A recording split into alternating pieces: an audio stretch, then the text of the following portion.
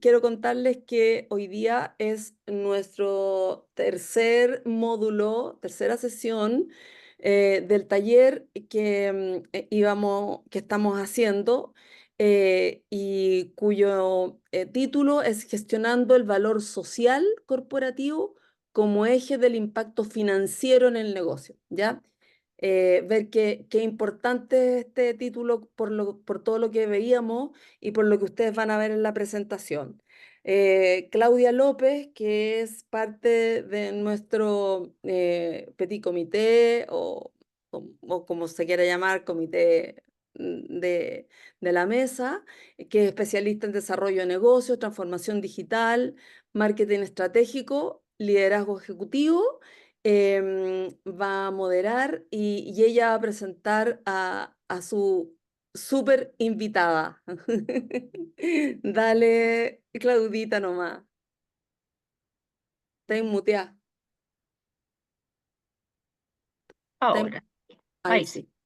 Ya, Ya, perfecto. bienvenidas a todas a este tercer taller y último online que armamos con mucho cariño con el Petit Comité de la Mesa de Sostenibilidad, justamente tomando, yo diría, este desafío, cómo nos transformamos todas en agentes de cambio, en nuestras disciplinas, en el lugar donde estemos hoy día, sea desde el lugar independiente, sea dentro de una organización, dentro de la consultoría, más lejos o más cerca de la sostenibilidad, pero amantes del tema, entendiendo la relevancia que tiene, tener una buena pincelada compartida acerca de los temas clave que deberíamos empezar a manejar, ¿ya? Para poder, yo diría, mover la aguja. Entonces, ahí la Lore va a hacer ahí va a mostrar una presentación. Yo me encontré con la Lorena por casualidad, justamente en las redes, eso somos nosotras las mujeres en RedMat. La conocí saliendo ella de su grabación de un programa de podcast, justamente con una socia RedMat, con la Olga Pizarro. Yo entraba Sí. también a grabar un podcast para nosotros. Ella venía saliendo de un podcast y me dijo, a esta persona tú la debes conocer. Esa es la visión que tiene la Olga, la que tenemos todos. Y yo le dije, bueno, cuéntame, ¿en qué espacio estás tú? Le dije a la Lorena. Y la Lorena me dice en finanzas sostenibles, Claudia. Finanzas verdes, bonos y todo eso. Y yo la miré con cara de, wow, qué interesante, porque justamente son los temas que nos van convocando en una mesa temática que tenemos en Redbat. Entonces le dije, dame tu contacto, quedemos ahí conectadas para más adelante para invitarte. Así salen las cosas, ¿cierto? En una entrada y una salida de un salón. Me encontré con una joya porque la Lore es tremendamente experta. Voy a contarles que ella es bioquímica de base. Estaba contándonos que esa había sido su línea de formación base, pero terminó trabajando en finanzas, formándose con magíster en finanzas y trabajando en el mundo de la consultoría latinoamericana para empresas, o sea, para empresas y para, sobre todo también para gobiernos. Así es que ella, su especialización está en lo que es economía verde y finanzas sostenibles. De esos dos temas yo dije son más combinaciones de palabras, Lore, y de repente empiezo a mirar y es toda una disciplina. Y es toda una disciplina que también tenemos que conocer nosotras en nuestro ámbito de hoy ejecutivo. Tú has hecho muchas evaluaciones ambientales, sabes de ley REP, sabes de todo lo que significa la parte ambiental, has logrado permisos seguramente para industrias bien relevantes, así es que estamos con alguien que lleva años y años de carrete mezclando las finanzas, como decíamos por ahí, mezclando con la parte química, que es la parte segunda pata, y el tema también de la mirada de negocio y la mirada estratégica. Así es que estás como también candidata a un doctorado en la Universidad de Ujú. Ley. Así es que también te deseamos que eso también avance y en algún momento lo concretes para poder también tener ahí el doctor, ¿cierto? En el cuerpo. Ya. Pon la presentación, Lore, y la Lore Ah, va a hablar ahí en nuestra presentación siguiente, así que yo les quería dar la bienvenida porque ella nos va a deleitar con, una vez que yo haga esta introducción, y que la yo Lore, dejo de compartir. O la comparto, no entendí. tú compártela, Yo porque yo comparto. no estoy compartiendo, sí. Ya, un momento. Entonces yo las tengo en la última. O si quieres, yo No, aquí estoy, ya comparto. estoy, ya Ya, estoy, ya estoy. está. Estoy aquí. Y vamos a poner módulo presentación. Ya, entonces, le llamamos así porque en este tercer eh, taller, en el primero, Paulina Leighton nos dio una gran visual acerca de todo el ecosistema de los ESG. ¿Qué son? ¿Por qué están con nosotros en nuestra gestión de alta dirección? ¿Qué significa? ¿Qué incorporan? La materialidad, la relevancia de tenerlo como un eje estratégico, digamos, en la toma de decisiones. Dale uno más. Luego la Yael Lapedensky nos presentó los temas de medio ambiente. La Lore miró la presentación de la Yael, fue tremendamente, yo diría como práctica en el sentido de mostrarnos cómo las materialidades ambientales cambian según las industrias y según el tipo de empresa en la que está. Y también cómo ha pasado harto carrete detrás para llevar lo ambiental a lo que hoy día las empresas gestionan al respecto. Y nos queda esta tercera S, que es la S del factor social. Así que yo tomé el desafío de mostrarles esto porque creo que es lo que más cercanamente estamos cada una de nosotras en nuestra gestión en las empresas. Particularmente siempre menciono esto. Yo era la gerente de marketing de una compañía en el mundo financiero y me tocaba la gestión de las memorias corporativas, la memoria de los estados resultados. Y en el año 2015 ya me tocó ver cuando se incorporan los primeros indicadores sociales dentro de la memoria. Así, sociales me refiero en el relato, en el discurso, los indicadores tanto de mujeres, género, el tema de edad y el tema de brecha salarial. Esos fueron como los primeros tres conceptos que entraron, digamos, en mi mundo de que esto empezó a instalarse, digamos, en lo que las empresas tenían que informar. Y esas estaban en el ámbito absolutamente social. Entonces, quiero mostrarles cuáles son todos esos factores, cómo incorporarlos en la estrategia y en el punto 3 y 4 nos va a deleitar la Lore en cómo eso después se lleva a plata, se monetiza, se le coloca un valor. Y hoy día me doy cuenta también que todos los mercados están tomando todos estos factores ESG y ya están transformándolo, entre comillas, en impactos que pueden mostrar, ¿cierto? Comprar, vender, y eso está cambiando muy, muy rápido. Y eso nos obliga a nosotras a tener este mapa global como bien clarito. Estábamos hablando de armar un decálogo, el decálogo de los frameworks o los mapas que deberíamos todas manejar en los temas de sostenibilidad, porque es un tema enredado. Yo les quiero decir que es bien desafiante. Ya, pasa nomás, Lore, a la página número 5. Entonces, ¿qué es el factor S? Ese factor medio olvidado, ese factor como medio, a veces pienso que es como medio, ya está en la gestión. Entonces, ¿para qué conversamos de esto en el espacio de la sostenibilidad? Pero contarles que ha estado siempre en el marco del ESG.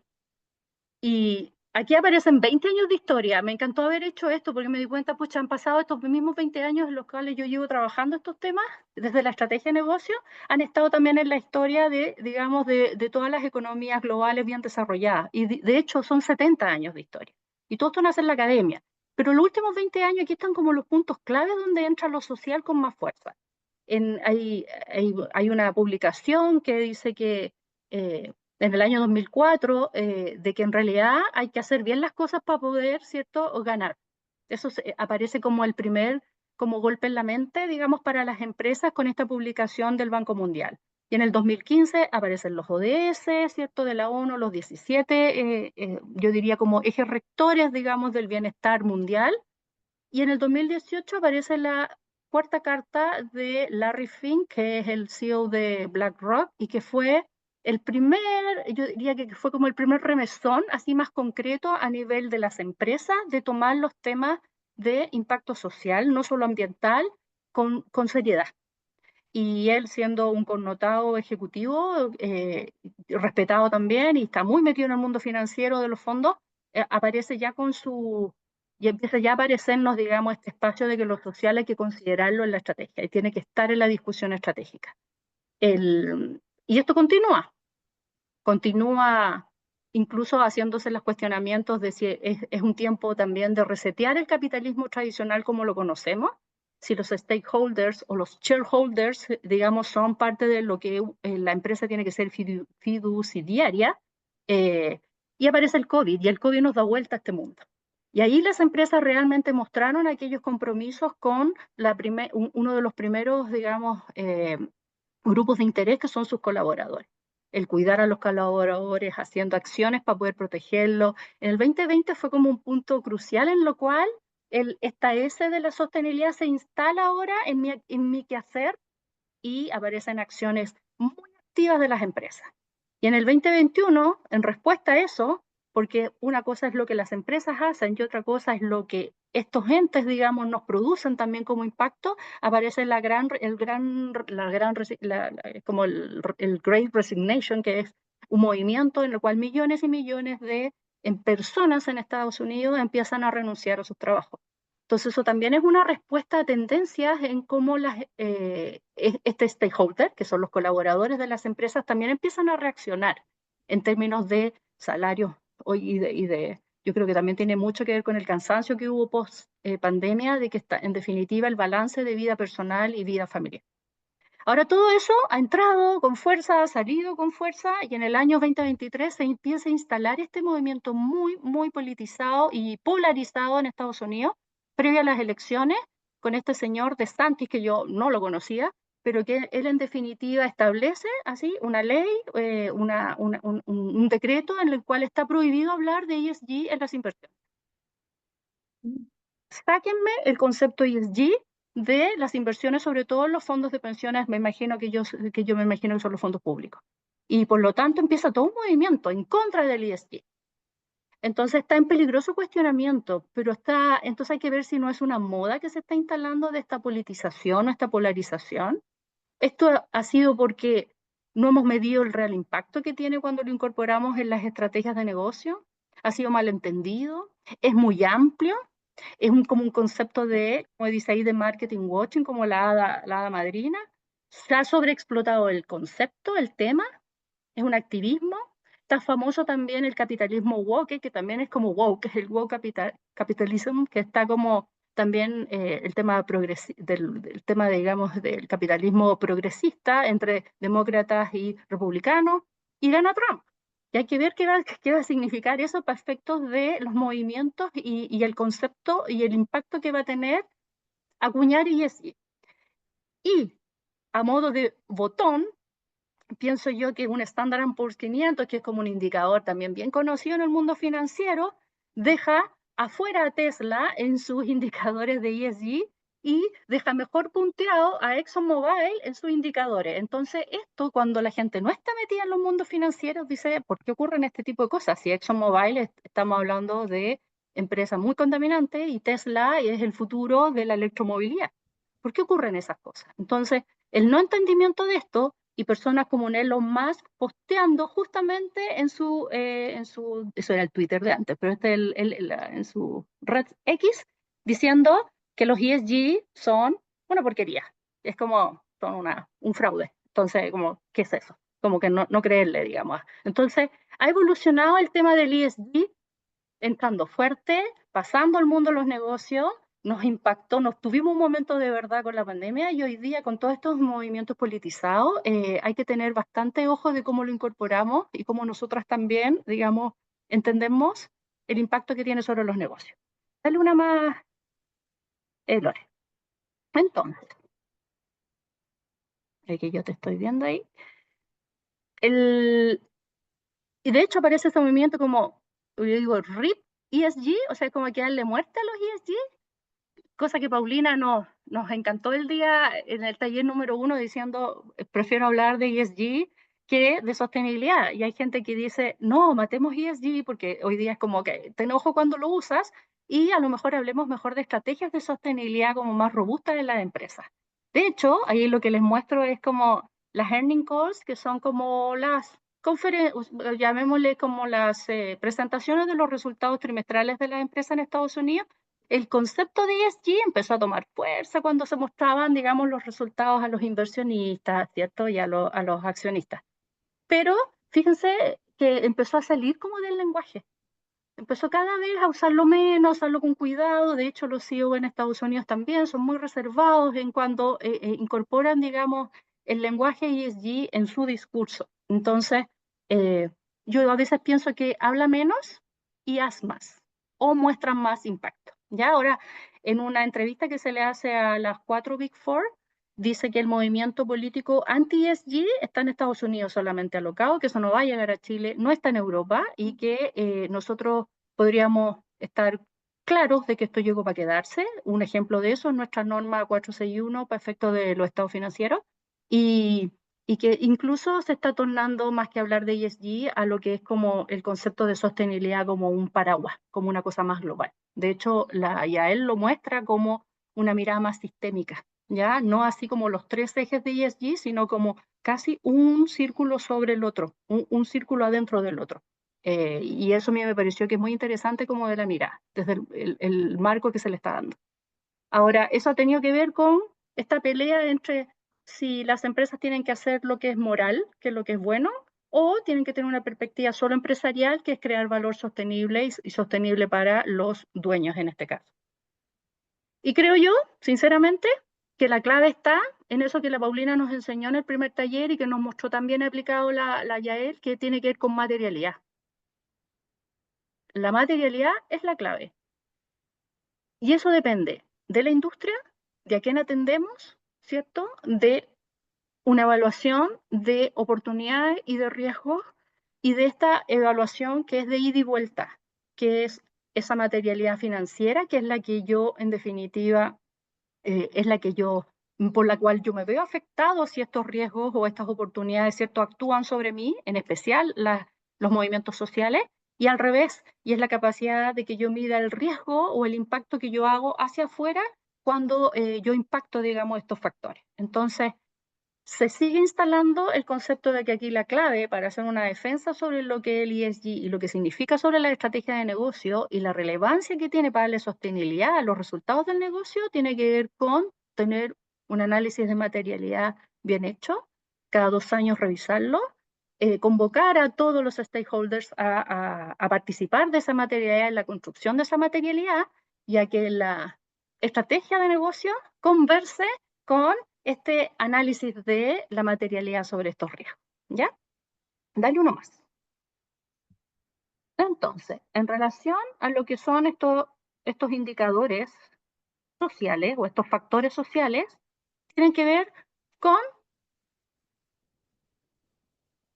tema de inversiones, por un lado, aquí lo tengo anotado, con el contexto empresarial para que el negocio, ¿cierto?, prospere en el largo plazo, pero tiene que ver con las personas con las cuales mi negocio o mi empresa interactúan, los stakeholders.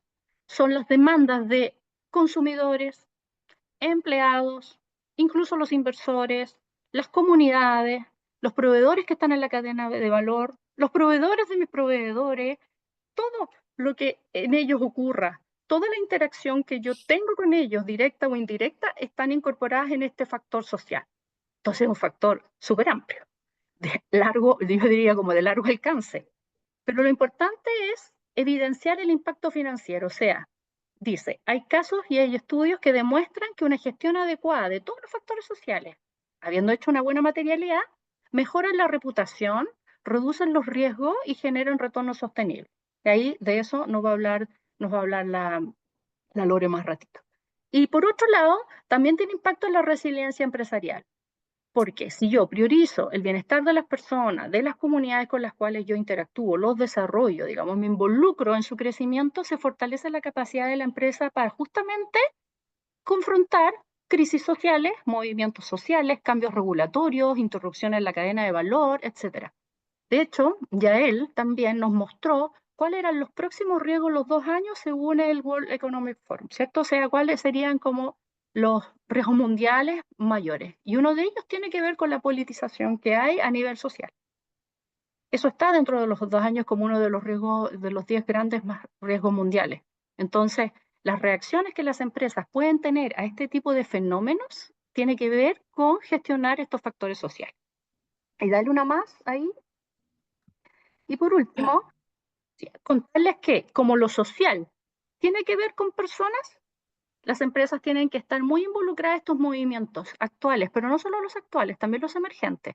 ¿Qué está pasando hoy día con el impacto que va a tener la inteligencia artificial en lo que significa, ¿cierto?, las skills o las habilidades tanto de el capital humano que yo tengo, que son colaboradores, o las comunidades en las que yo participo, cómo la tecnología los va a afectar o los va a impactar o los va a desarrollar. ¿Qué rol voy a tener yo en eso? Así también como de pensamiento tanto actual como de futuro es el que tengo que tener en el ámbito social. Esto incluye, como ya les comentaba, factores tan diversos como Derechos humanos, creo yo que es uno de las palancas fuertes que están en la taxonomía de lo social a nivel de, digamos, de las regulaciones en Europa.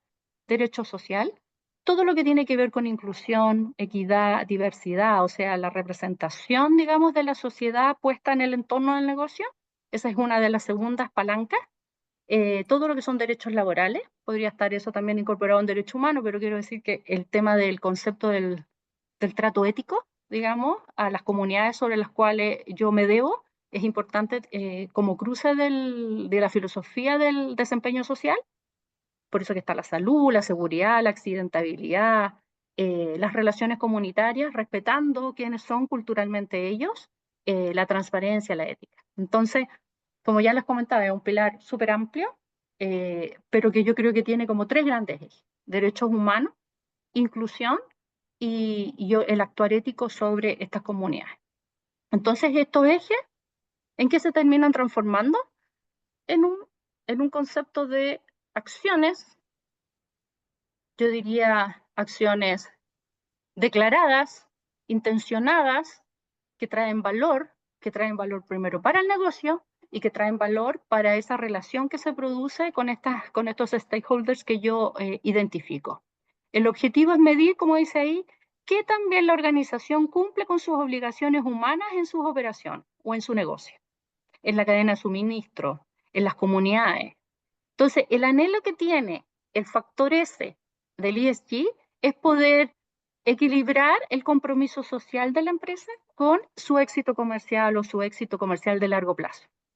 Ese es como el equilibrio que hace este factor. Dale una más y ahora mostrarles cómo esto se incorpora en la estrategia. Muy cortito. Aquí voy a ir más rápido. Entonces, la primera. En la primera creo que ahí tengo, como les comentaba, hay tres principios clave del accionar social: contribuir a la calidad de vida, al bienestar dentro de la empresa, proteger y cuidar, digamos, a quienes hoy día son parte más directa de mis stakeholders, que son mis colaboradores, mi cadena de proveedores, ¿cierto? Y ahí yo les puse una cita de que cuando yo creo un valor, cuando creo, digamos, un buen lugar donde trabajar, ¿cierto? Es como si, en definitiva, pudiese extender, digamos, esos beneficios en el largo plazo y en la sostenibilidad de los resultados de la empresa, como si todo floreciera en un buen lugar para trabajar. El segundo tiene que ver con el código de ética y transparencia. Hay muchas guías de la OCDE que tienen que ver con la debida diligencia, con la conducta empresarial, con los principios del gobierno corporativo, y eso tiene que ver con el tratamiento justo. Ahí está el tema del derecho humano, de los derechos laborales, ¿cierto? Y yo diría como la transparencia también de cara a los clientes, de cuidarlos en relación a los beneficios del producto, etcétera. Y por último está la colita como que tiene que ver con la vinculación con la comunidad, pero desde el propósito, y no desde lo fiduciario, que es como, o de lo solamente dar dinero, sino que desarrollar la comunidad en la que yo participo con respeto. Y ahí aparece algo muy, yo lo dejé ahí como, yo diría como un eje como para ir a mirar, que la hizo, ahí, ¿cuál es la 26.000? Se me olvida el nombre. Sí, 26.000. 26.000, la ISO 26.000 del año 2010, habla de responsabilidad social. Y en uno de sus ejes, que es el eje 7, tiene el tema de la participación activa y el desarrollo de comunidad, ya no de una forma paternalista, sino que realmente como respetando quiénes son ellos, el desarrollo económico y el desarrollo cultural y el desarrollo social que hago con él. Entonces, dale una más.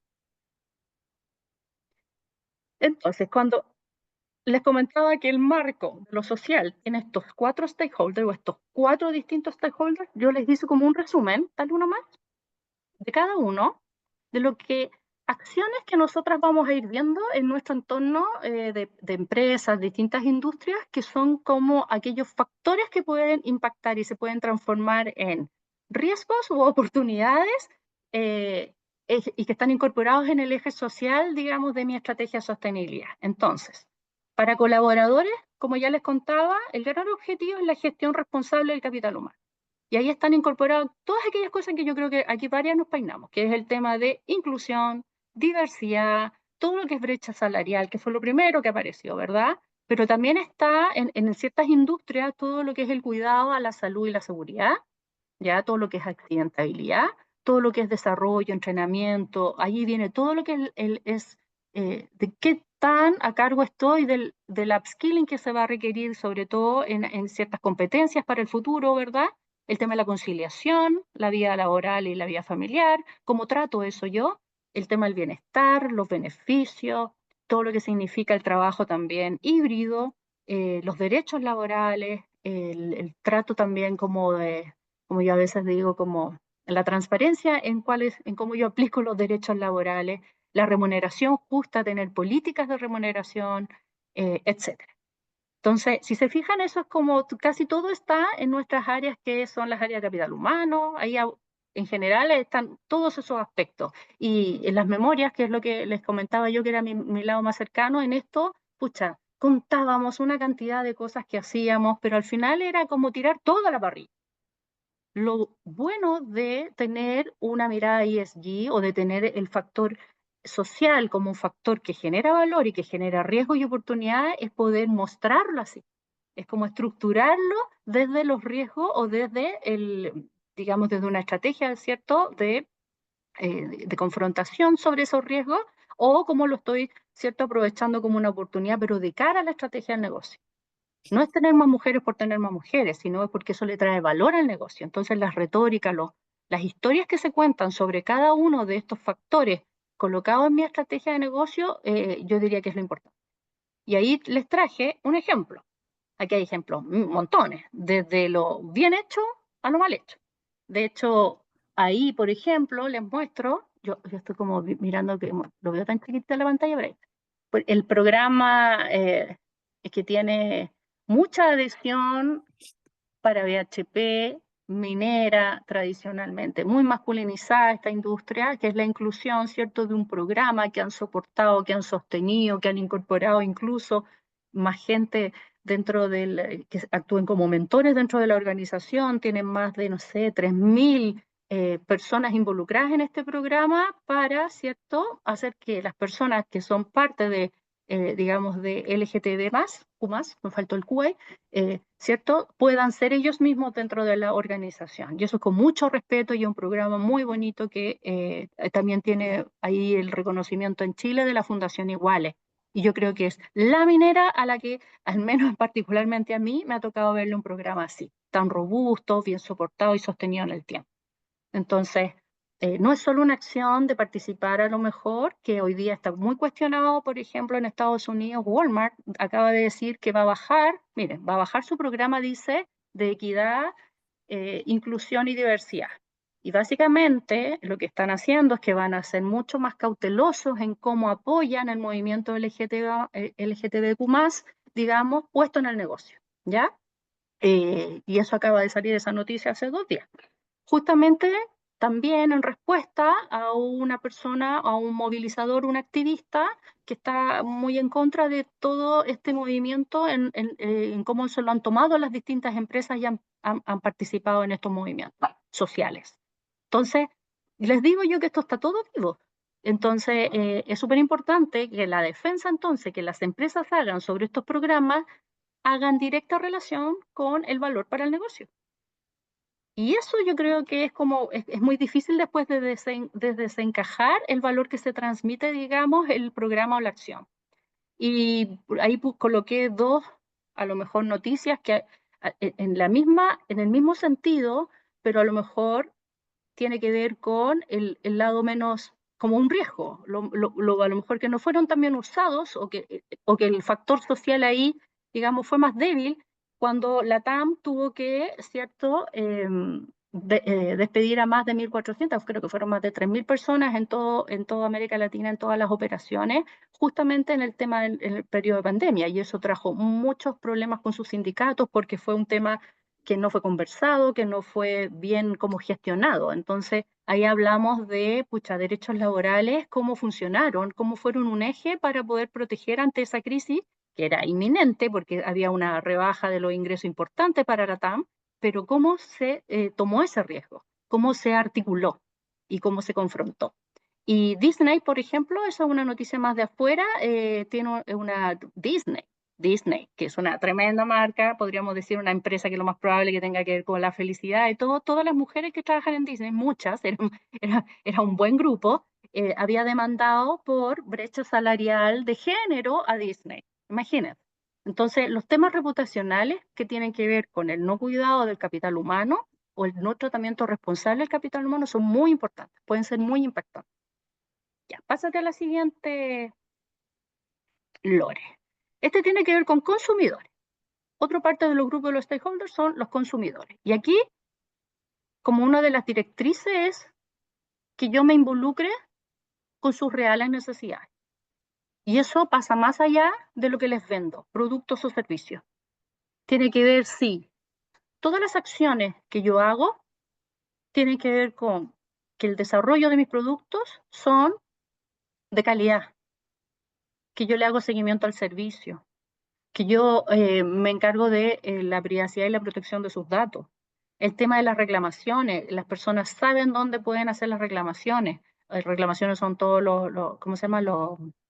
Cuando los claims, los reclamos por servicio, Es ¿verdad? el departamento de consultas y reclamos Consulta y normalmente. reclamo, saben dónde ir, son atendidos, son atendidos con respeto. El producto incluso es inclusivo, nos permite, digamos, que muchas personas puedan adherirse al producto. La publicidad que yo hago es responsable, es clara, no sobrevende. Eh, por otro lado, la información es asequible, asequible a todo tipo de personas. La entienden. Yo vengo del mundo de los seguros, estimada. Cuando uno le hablaba a las personas, les tenía que bajar 3 cambios el lenguaje para que realmente las personas entendieran qué estaba cubierto, qué no estaba cubierto. Entonces, era asequible incluso el lenguaje que utilizábamos.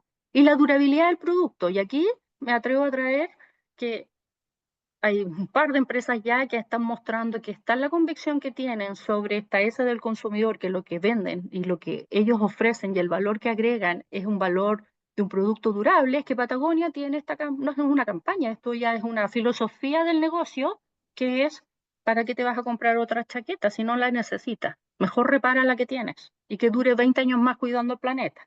Y es una empresa de retail, pero es una empresa que tiene, es tal el compromiso, ¿ya? Y esta S uno podría decir debe estar muy involucrado en la A de la parte ambiental, pero en la parte social, con lo que significa la comunidad con sus clientes, ellos tienen ahí un compromiso muy firme de articular el negocio desde ahí también, desde esa relación.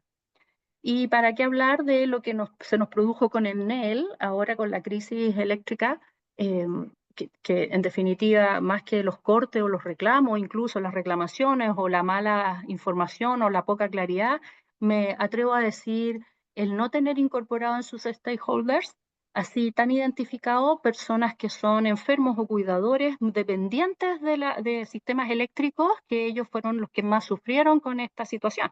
Entonces, haberlos tenido más, en la materialidad, haberlos tenido más presentes. Y eso significa que así saltan también los riesgos cuando ocurren las crisis. Ya, date una más, Lore. Voy más rápido con la siguiente, porque las siguientes son más. Esta tiene que ver con la cadena de valor. Los proveedores. Yo le quería poner las 4C porque tenía colaboradores, ¿cierto? Entonces le puse C, cadena de valor. Pero esta es la cadena de suministro. Y aquí también mantener acciones sociales, la S, los factores sociales que están ahí tienen que ver con el trato justo, transparente, las condiciones de pago, incluso también respetar sus derechos de trabajo, el trato respetuoso, atender las reclamaciones de ellos también, desarrollarlos, entrenarlos, colocarlos adentro de mi cadena de valor, desarrollarlos incluso económicamente como parte de mi cadena de valor. Las mineras hacen mucho eso con sus proveedores. Está el tema del respeto a las prácticas laborales, apoyarlos en eso, apoyarlos incluso en la parte de innovación, emprendimiento, y también atender y ser cuidadoso, ser custodio de la diligencia social y ambiental del proveedor. Cómo el proveedor está también, ¿cierto?, alineado conmigo en mis compromisos ambientales. ¿Cómo lo estoy haciendo ahí o cómo lo estoy apoyando para que él vaya alineado conmigo en eso? Apoyarlo en la mejora continua.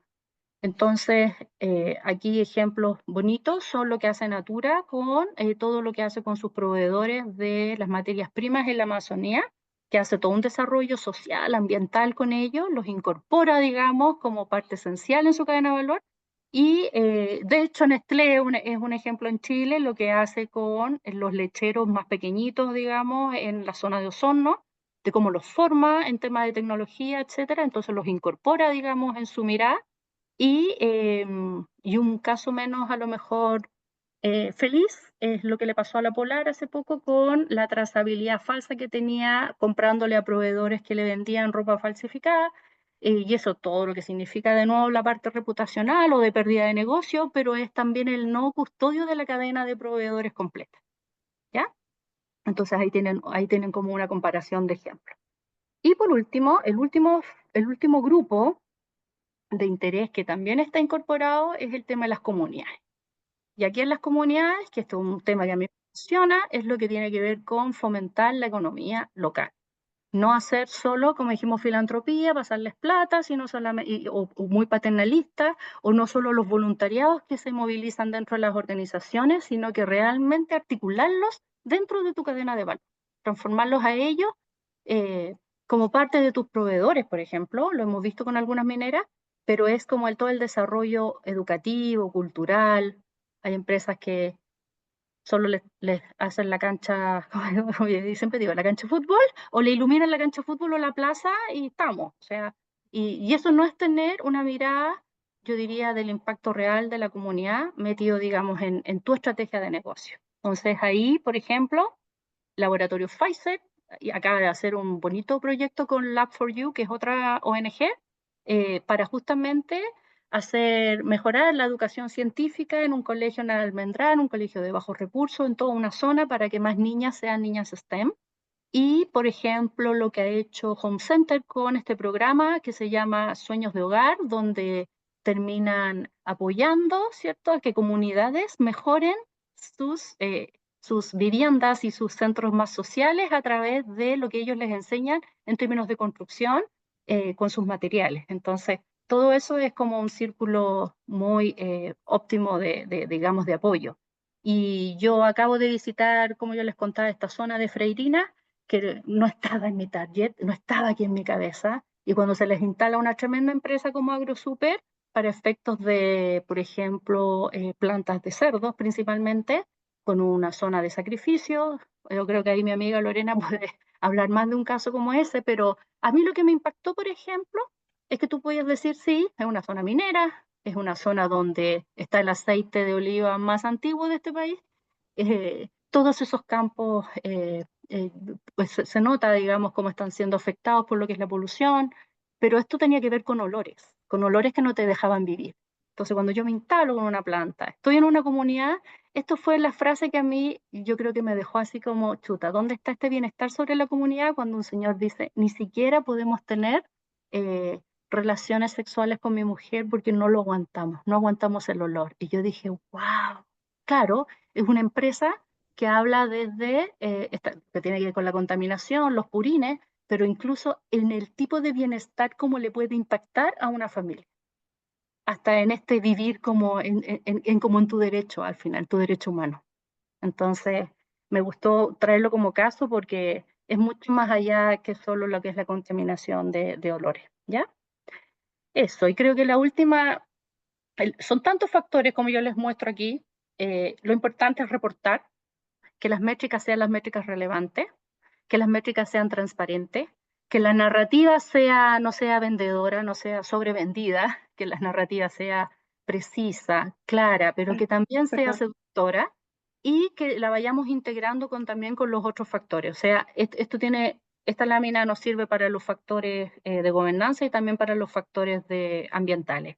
O sea, el, una vez que determino la materialidad y determino cuál es mi mapa de riesgos y oportunidades, luego tengo que contarlo y tengo que contarlo y tengo que saber contarlo, ¿ya? Y lo último es que los beneficios que trae meter todos estos factores dentro de tu Esta, estrategia es esa. Ahí está. Se llama social commitment, que es como el compromiso social de la empresa, y aquí están como las palancas de valor. En esto pega. O sea, el tema yo diría que se robustece el propósito empresarial, la reputación también se ve más protegida, lo que es el impacto de la reputación en la marca, empleados más comprometidos, talento, ¿cierto? Retención de talento, talento para el futuro incluso, los clientes satisfechos, obviamente, porque se estrecha la relación con ellos, de hecho me van a preferir. El posicionamiento ante los inversores, que es la palanca que nos va a comentar la Lore, y por último, estar más anticipado, mejor preparado para los marcos regulatorios que vienen muy fuertes y que están cambiando muy, muy rápido. Ahí estoy. Esa es la introducción para que se dieran cuenta el amplio rango de lo que el factor social nos significa. Dale, Lore.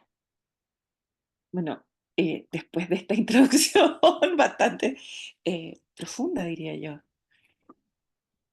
lo que yo quise hablarles es cómo esto entonces se incorpora. Yo normalmente no hablo de factores ambientales o sociales o económicos, sino más bien de factores socioambientales que afectan la creación de valor.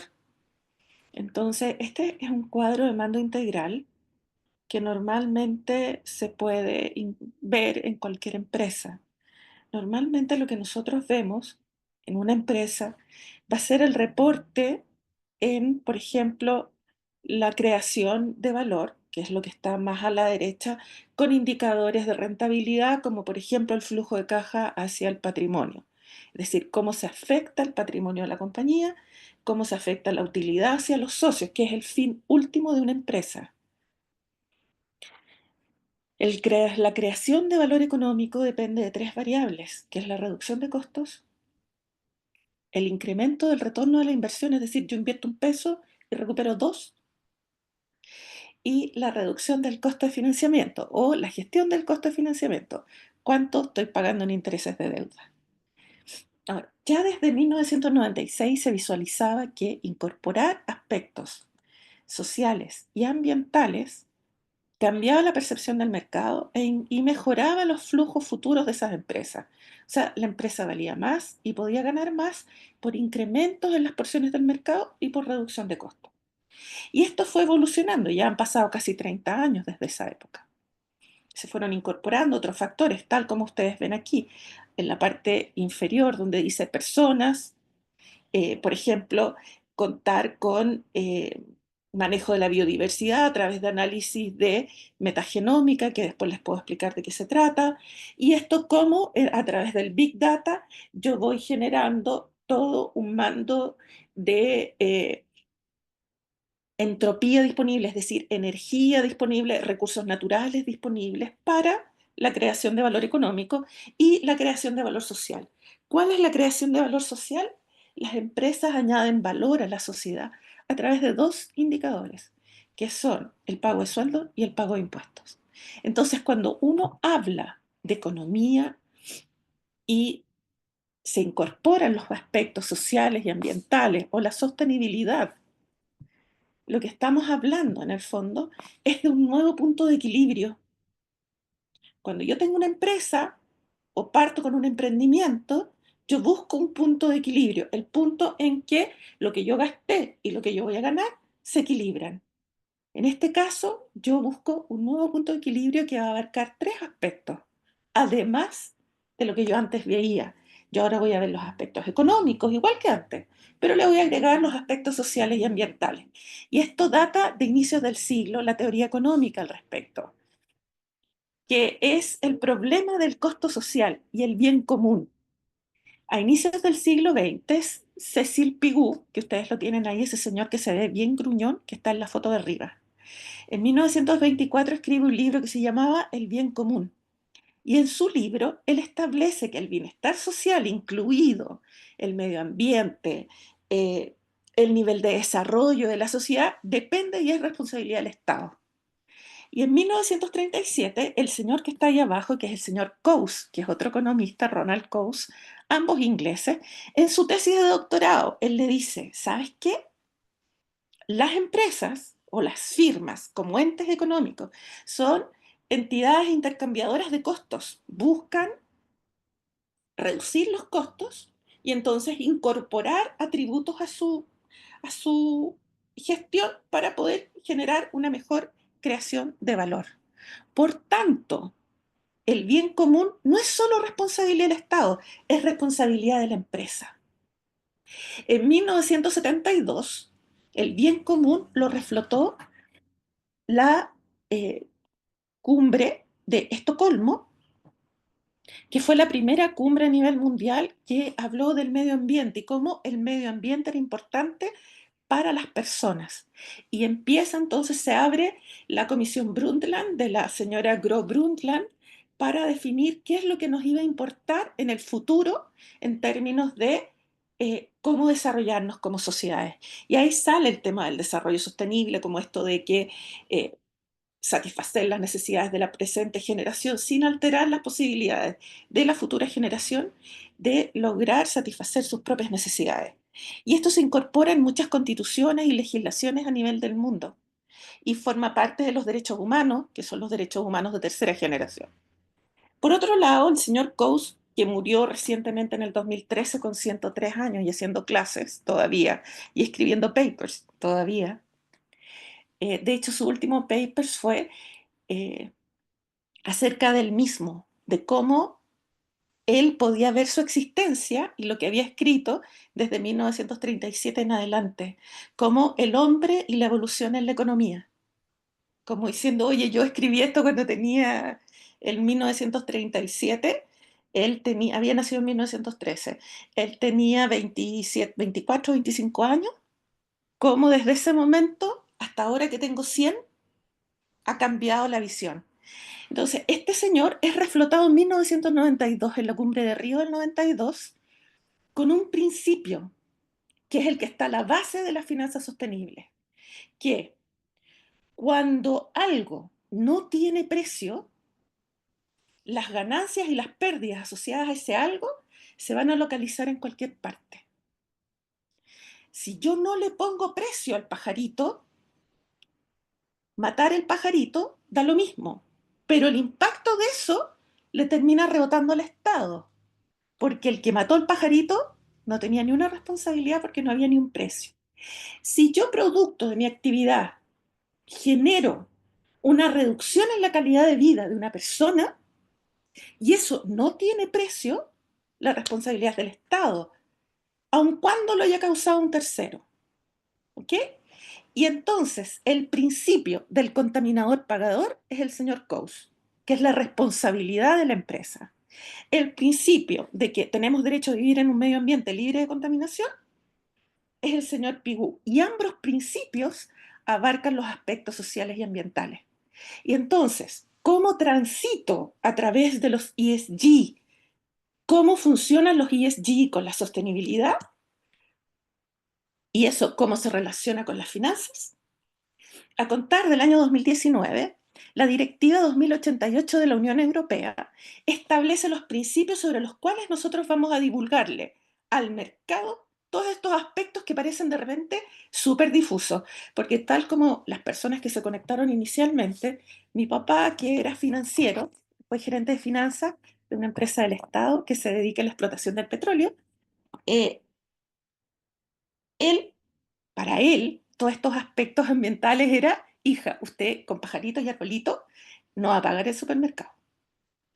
Entonces, cuando tú a esas personas les hablas de todos estos aspectos, como que no los entienden. Pero si esos aspectos tú los traduces en otro idioma, se empiezan a comprender. Entonces, según la reglamentación, las finanzas sostenibles serán aquellas que se ejecuten financiando una actividad económica que aporta mejoras a objetivos sociales. O sea, ya estamos hablando de objetivos, objetivos sociales, objetivos medioambientales, mediante indicadores, de forma que estas inversiones no perjudiquen en forma significativa. Es decir, siguen el principio de no causar daño a ninguno de esos objetivos. Nosotros en Chile estamos en este momento, hoy, en un momento en que hemos comenzado la redacción de la taxonomía financiera para Chile. Y hemos incluido el principio de no hacer daño. Pero ese principio de no hacer daño es como que, bueno, yo cuando yo era chica, por el lado de mi mamá es sobrina del padre Hurtado. Entonces, yo en mi casa iban los curas a tomar once y conversábamos y ellos nos hablaban, nosotros iban a tomar once así como todos los días y nosotros íbamos a la iglesia jueves, viernes, sábado y domingo. Y entonces, ese del principio de no hacer daño Es un principio que a mí me inculcaron así como que me lo metieron con taladro hacia adentro, pero que es un principio muy general y que la gente no... ¿Qué es no hacer daño cuando tú eres chico? No pegarle al hermano, ponte tú, compartir los juguetes. Pero ¿qué es lo que es no hacer daño cuando tú eres empresa?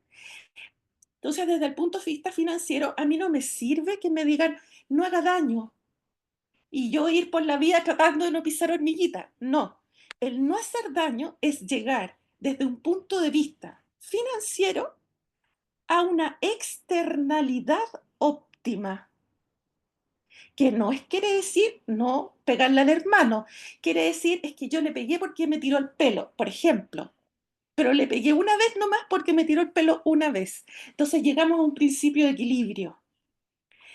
¿Y cuál es ese equilibrio? Desde un punto de vista ambiental y social existen límites. Los límites del planeta y lo que entendemos por bienestar social. Entonces aquí ya llegamos a decir esta cuestión no es al voleo.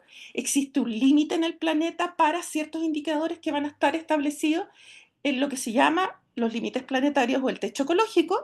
Y por otro lado, yo voy a tener un óptimo de lo que significa vivir bien. Y entonces ya tiene un número. En Chile, por ejemplo, lo que nosotros tenemos desde un punto de vista de los indicadores sociales que se miden a este efecto, por ejemplo, igualdad o desigualdad en este caso, empleo, que viene siendo las condiciones del empleo, la calidad democrática, el apoyo social, el acceso a la energía, la educación, y se fijan que hay cosas que están como bien y hay cosas que todavía tenemos alguna brecha que tenemos que mejorar. Lo que más tenemos que mejorar es la desigualdad. Y la desigualdad se relaciona con el índice de desarrollo humano, que se mide por Naciones Unidas todos los años, donde nosotros tenemos un índice de desarrollo humano de país muy rico, 0,848, 0,878, pero que si lo corregimos por desigualdad, llegamos a país de ingresos medios altos, y si lo corregimos por género, llegamos a un país de ingresos medios bajos. O sea, en Chile, en promedio, vivimos como en Suecia, pero en la realidad, la mayoría de la gente, así como quien dice, el 60% de la población vive como en Argentina, pero las mujeres vivimos como en Namibia, literal, no estoy haciendo eufemística, ¿ok? Y esto tiene varias implicancias. Implica entonces que si yo tengo una empresa y voy a hacer una inversión en reducción de la brecha salarial, no solo estoy aportando a que las mujeres de esa empresa vivan bien, yo estoy aportando al índice de desarrollo humano y eso tiene un valor en Producto Interno Bruto invertido por el Estado para reducir esas brechas. Y entonces, si yo invertí en 2 puntos, estoy invirtiendo en X millones de dólares que estoy aportando al Producto Interno Bruto y que alguien financiero como yo lo va a medir y te voy a bajar la tasa de riesgo. Desde un punto de vista de indicadores biofísicos, es decir, desde el punto de vista del medio ambiente, yo no mido todas las cosas, no voy contando pajaritos por la vida. Yo mido, por ejemplo, emisiones de CO2, Chile está pasado como 3 veces. Fósforo al ambiente, nitrógeno al ambiente, estamos pasados como varias veces, así como 3 veces, 10 veces, etc. Entonces, desde un punto de vista ambiental, el país como su contexto está en un punto de lo que se llama un déficit ecológico, o sea, es como que estamos, ya se nos acabó la línea de crédito. Y eso tiene un problema, que es que desde un punto de vista del riesgo país, está en entredicho nuestro desarrollo económico. Luego el país empieza a aumentar su tasa de riesgo, luego las empresas chilenas aumentan su tasa de riesgo. ¿Dónde entran los ESG con las finanzas? Desde un punto de vista de las finanzas sostenibles actúan en 4 áreas: el área económica, el área social, el área ambiental y el área de gobernanza. Nosotros tomamos aparte, eh, porque podría pensarse inicialmente la parte social abarcaba la parte de gobernanza, pero en realidad nosotros lo consideramos aparte. Si tú hablas de sostenibilidad luego de desarrollo sostenible, esto tiene una palabra que como que pasa y nadie la toma, que es semántica, que es desarrollo. Y desarrollo implica crecimiento económico. Luego, yo no puedo hablar de sostenibilidad, no puedo hablar de desarrollo sostenible sin hablar cómo voy a crecer económicamente. Los ESG, en ese sentido, es el primer esfuerzo que se hace, que es medir. Yo defino en un marco cuáles van a ser los aspectos importantes para esa empresa. Y voy a medir a través de los ESG el impacto que tiene desde un punto de vista social, que tiene desde un punto de vista ambiental y tiene desde el punto de vista de la gobernanza y desde el punto de vista económico, cada uno de esos indicadores. Eso queda englobado por otro aspecto, que es la responsabilidad social. La responsabilidad social abarca aspectos ambientales. Por ejemplo, yo en 2008, los primeros congresos internacionales que me invitaron así de los como las mentes del mundo que piensan en los problemas, eran de responsabilidad social. Y yo como especialista en cambio climático, porque los aspectos ambientales están muy relacionados con los aspectos sociales y hoy día nadie le cabe la menor duda que mucho de nuestro crecimiento económico depende de del cambio climático, por ejemplo. Hay que ver lo que ha pasado recientemente en España con las grandes inundaciones o los incendios que hubo en el verano y las lluvias que hubo en el invierno en nuestro Chile. En ese contexto, entonces, las directivas que ha tomado algunos estados de Estados Unidos, específicamente el gobernador de Florida, de prohibir, está prohibido, Claudia, está prohibido por ley hablar no solo de ESG, sino de cambio climático, de sostenibilidad. Y esto es con sanciones, por ejemplo, para los trabajadores. Si tú te pillan en la oficina diciendo ESG o SOS, ni siquiera tenibilidad o cambio climático, te fuiste, te echaron, sumario, etc. Pese a ese negacionismo que hay en Estados Unidos, vemos que esto va avanzando. ¿Por qué va avanzando? Porque es un concepto de largo plazo. Y es un largo plazo que no solo habla de variables blandas, sino que se traducen en variables del negocio y gobernabilidad del negocio y sostenibilidad financiera del negocio en el largo plazo. Nos habla del crecimiento económico de los países y nos habla de la creación de riqueza por parte de la empresa. Entonces, ¿dónde estamos? ¿Dónde están en este tránsito los ESG? Nosotros partimos de una economía convencional para pasar a una economía verde, luego sostenible, luego restauradora y luego regenerativa. Y nada es 100%, no es taxativo. Sin embargo, cuando uno inicia ESG e incorpora los análisis y busca los indicadores, está siendo verde. Es decir, está contaminando menos que antes, pero todavía no llega al punto de equilibrio. Y luego, cuando yo tomo medidas y tengo ESG, es posible que en una de esas áreas yo llegue a ser incluso regenerativa. Todo dependerá de qué. Desde un punto de vista económico y financiero, va a depender del costo social de nuestros amigos Pigou y Coase, que nunca se pusieron de acuerdo, porque ellos en esa época, como no existía WhatsApp, entonces tú no le podías mandar un WhatsApp y bloquearlo, ni nada de eso, ellos escribían artículos científicos. Entonces el señor Pigou escribía el libro y el otro le respondía un artículo científico, y así siguió. Todos los seguidores de Coase se peleaban con los seguidores de Pigou, y hoy día, en términos de la economía, la teoría de costo de transacción es una teoría que es la que se usa en los seguros, Claudia. En la parte de los seguros ambientales, eso es COST, teoría de costo de transacción, y análisis de riesgo, incluso en las concesiones se usa, pero por ejemplo en todo lo que son los incentivos económicos, eso es piguviano.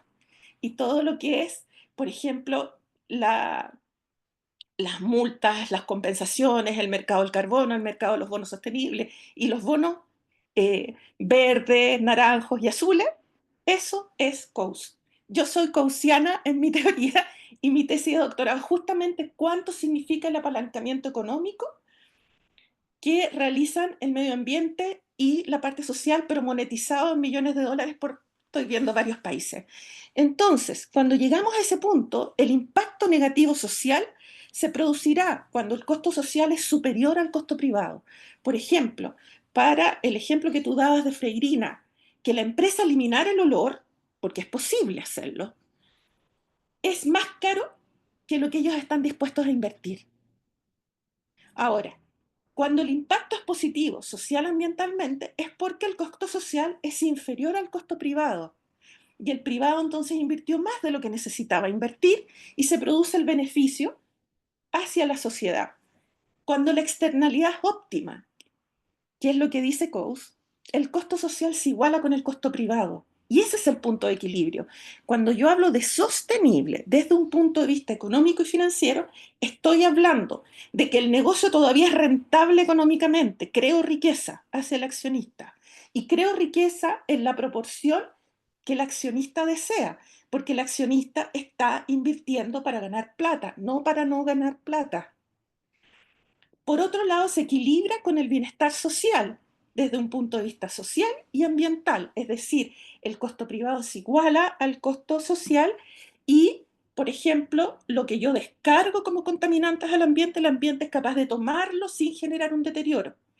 Y lo que yo estoy pagando como salario, generando como, por ejemplo, oportunidades de equidad, reducción de la desigualdad, genera un equilibrio social. Cuando eso no ocurre, cuando, por ejemplo, desde un punto de vista social, el costo social es demasiado alto y el costo privado es muy pequeño, yo tengo el estallido social. Por ejemplo, yo estudié los índices y los calculé, y cuando fue el estallido social, Chile tenía los mismos índices de desigualdad y una serie de aspectos distintos que hubo en Francia antes de la Revolución Francesa. Entonces lo que nosotros tuvimos fue la Revolución Francesa, no la Revolución Rusa. ¿Qué pasó en Francia después de la Revolución? Vuelve la monarquía y posteriormente tenemos el primer imperio. ¿Te das cuenta? Fue un fenómeno puntual. En cambio, la Revolución Rusa, que tiene otros índices de diferencias del costo social y el costo privado, nos dio lo que tenemos en la ex Unión Soviética, hoy Rusia actual. Y eso es absolutamente calculable. Yo lo calculé, mi director de tesis en realidad me dijo que lo calcule. Entonces, cuando yo tengo este tránsito, ¿cómo ocurre la evolución? Ocurre en etapas, y estas etapas, hasta llegar al punto de equilibrio, son 5. ¿Dónde están? La primera es reactiva, y es un discurso que nosotros hemos escuchado muchas veces. No, todo esto va a causar una disminución del crecimiento económico, el país se va a ir a la punta del cerro, vamos a ser menos competitivos. Y esa es la fase reactiva, y la política o estrategia debe ser de fiscalización. Posteriormente viene una fase de resignación. Esto llegó para quedarse, yo tengo que hacerlo nomás. Así cuando mi papá me decía esto, que cuando llegaba, es que el que firma el cheque manda, ya no había ninguna cierta posibilidad mía de negociación y yo ahí nomás me resignaba al cumplimiento. Entonces, ¿qué es lo que queda ahí? La política es de cumplimiento. Y uno es como lo que ve de repente cuando las empresas empiezan a incorporar estos aspectos y tienes la persona de responsabilidad social empresarial y tienes a la persona de cumplimiento de normas, la niña de las normas normalmente, y la niña que hace responsabilidad social. Son siempre mujeres. Ojo. Y luego tengo la gestión de la seguridad. O sea, esto llegó para quedarse, tal como decías tú, y yo de alguna manera tengo que reducirle el riesgo a este cuento. Lo que se mide se gestiona, y si se gestiona, puedo crear valor. Y entonces empiezo a medir, y empiezo a medir de distintas maneras. Primero, aspectos e impactos. Y eso es un sistema de gestión ambiental tradicional. Y luego empiezo a revisar esto, y eso son auditorías periódicas. Y luego de eso yo empiezo a medir, y eso es ESG. Entonces, la última fase de la gestión de la seguridad y el tránsito a la ecoeficiencia es ESG. Y luego de eso yo empiezo a generar eficiencias en las líneas de proceso o de producción o de operaciones, y eso, producción limpia, economía del reciclaje, y la última etapa que revisa ya todo lo que es el ciclo de vida es la economía circular y la suficiencia del recurso. Y en la suficiencia yo lo que hago es no pasarme del techo y haber llegado con todos los aspectos al a la fundamentación social, es decir, al piso social. ¿Ok? O sea, que te alcancen los recursos del país para lo que tú quieres hacer, en resumidas cuentas. Y luego tengo la gestión plenamente integrada, donde llego a la economía verde y las finanzas sostenibles. ¿Cuál es el problema que tenemos nosotros en nuestros países latinoamericanos? Es que todo esto lo inventaron en el hemisferio norte como en 1960 fue la fase reactiva. Y estamos en el 2024. Entonces, la gestión plenamente integrada desde un punto de vista del marco institucional partió en el año 2012. Nosotros tuvimos legislación ambiental en 1995. La ley 16.744 de prevención de riesgos, que es parte de los aspectos sociales, es de los años 60 y se tardó como 20 años en que la gente lo incorporara y hoy día nadie lo duda. Pero el punto es que nosotros en 20 años tuvimos que hacer lo que el mundo desarrollado hizo como en 50 años. Y entonces, en 50 años hubo varios gerentes, o el gerente que recibió estas primeras normas en el año 1960 es distinto al gerente que partió con economía circular en el año 2005-2010. En cambio, nosotros tenemos al mismo gerente. Y por la estructura de los gobiernos corporativos, además, es que el papá le pasó la gestión al hijo. Entonces, los otros gerentes o jefes intermedios es como que, y a mí me pasó una vez, ¿ah? Que un gerente de operaciones me decía, no, pues que don Ricardito venía para acá y nosotros aquí, nosotros le comprábamos un autito y él venía y jugaba con, acá en la fábrica con todos nosotros. Y claro, ahora don Ricardito era el gerente general, pero como que era un gerente así como entre comillas, porque nadie lo veía como gerente, pues si lo habían visto de 3 años o de 5 años y ahora tenía 27, por ejemplo. Entonces, cuando tienes esas situaciones, se hace mucho más difícil esta como evolución al cambio. ¿Para qué? Para empezar a determinar lo que vemos acá a la derecha, que es una palanca. Si yo tengo la situación normal, una situación donde hay altos factores de emisión en términos de beneficios sociales y ambientales, generarán una reducción entre el tiempo de recuperación de la inversión. Y esa palanca hay que aprovecharla, porque de acuerdo al principio de Coase, si yo no mido, los beneficios se localizan en cualquier parte. Nadie los reclama. ¿Ok? Entonces, cuando uno mide, esto es como ir al doctor. Que yo voy a mi doctor y me mantengo sana hasta que voy a mi doctor, que me dice que tengo que pesar 20 kilos menos, que yo no pesaba 20 kilos menos desde hace como 10 años, por ejemplo, y que el colesterol, y yo, pucha, yo no como nada, pero es que mi papá es de colesterol alto y yo le de esas cosas de mi papá. Y no tomo sal hace como 25 años, ¿me entiendes? Pero igual no es desagradable, pero si le empiezo a hacer caso al doctor, y tomo estos tés que porque él le da la cosa natural de repente. Entonces, ustedes me veían tomar té así, ponerme una cara así como, me funciona porque boto líquido y entonces bajo, ¿me entiendes? Pero si no voy al doctor y no me subo a la pesa, yo no tengo cómo solucionar los temas. Aquí es lo mismo, si no medimos, no tenemos cómo solucionar las cosas. Entonces, para acceder al mercado financiero, yo necesito medir. Una de las formas de medir, que es tal como veíamos al fin de la etapa 3, es ESG, porque el ESG es el que me da el indicador numérico que yo necesito para calcular. Desde un punto de vista, entonces, de las finanzas, el, el uso de los ESG como maneras de medir cosas que a mí me sirven para calcular la palanca está en funcionamiento ya desde hace bastantes años. Y lo que comprendemos nosotros como mercado verde, o en realidad desde un punto de vista taxonómico, mercado temático, ya se observa por lo menos desde el 2012. Yo el 2012 hice mi primera estructuración basada en indicadores ambientales y sociales. Y eso implicó una reducción del costo de financiamiento del 30% en un crédito de 4.300 millones de dólares. Y generó beneficios tarifarios, porque yo usé los beneficios en reducción del costo de financiamiento en tarifas para personas en situación de vulnerabilidad en un horizonte de tiempo de 40 años. Implicó un crecimiento de la economía de 5 puntos porcentuales más de lo que crecía el país que crecía más en la región latinoamericana. Pero para eso había que subirse a la pesa y ver todo lo que estaba mal, para hacer la prioridad y poder invertir inteligentemente. Normalmente las empresas no realizan buenas evaluaciones financieras.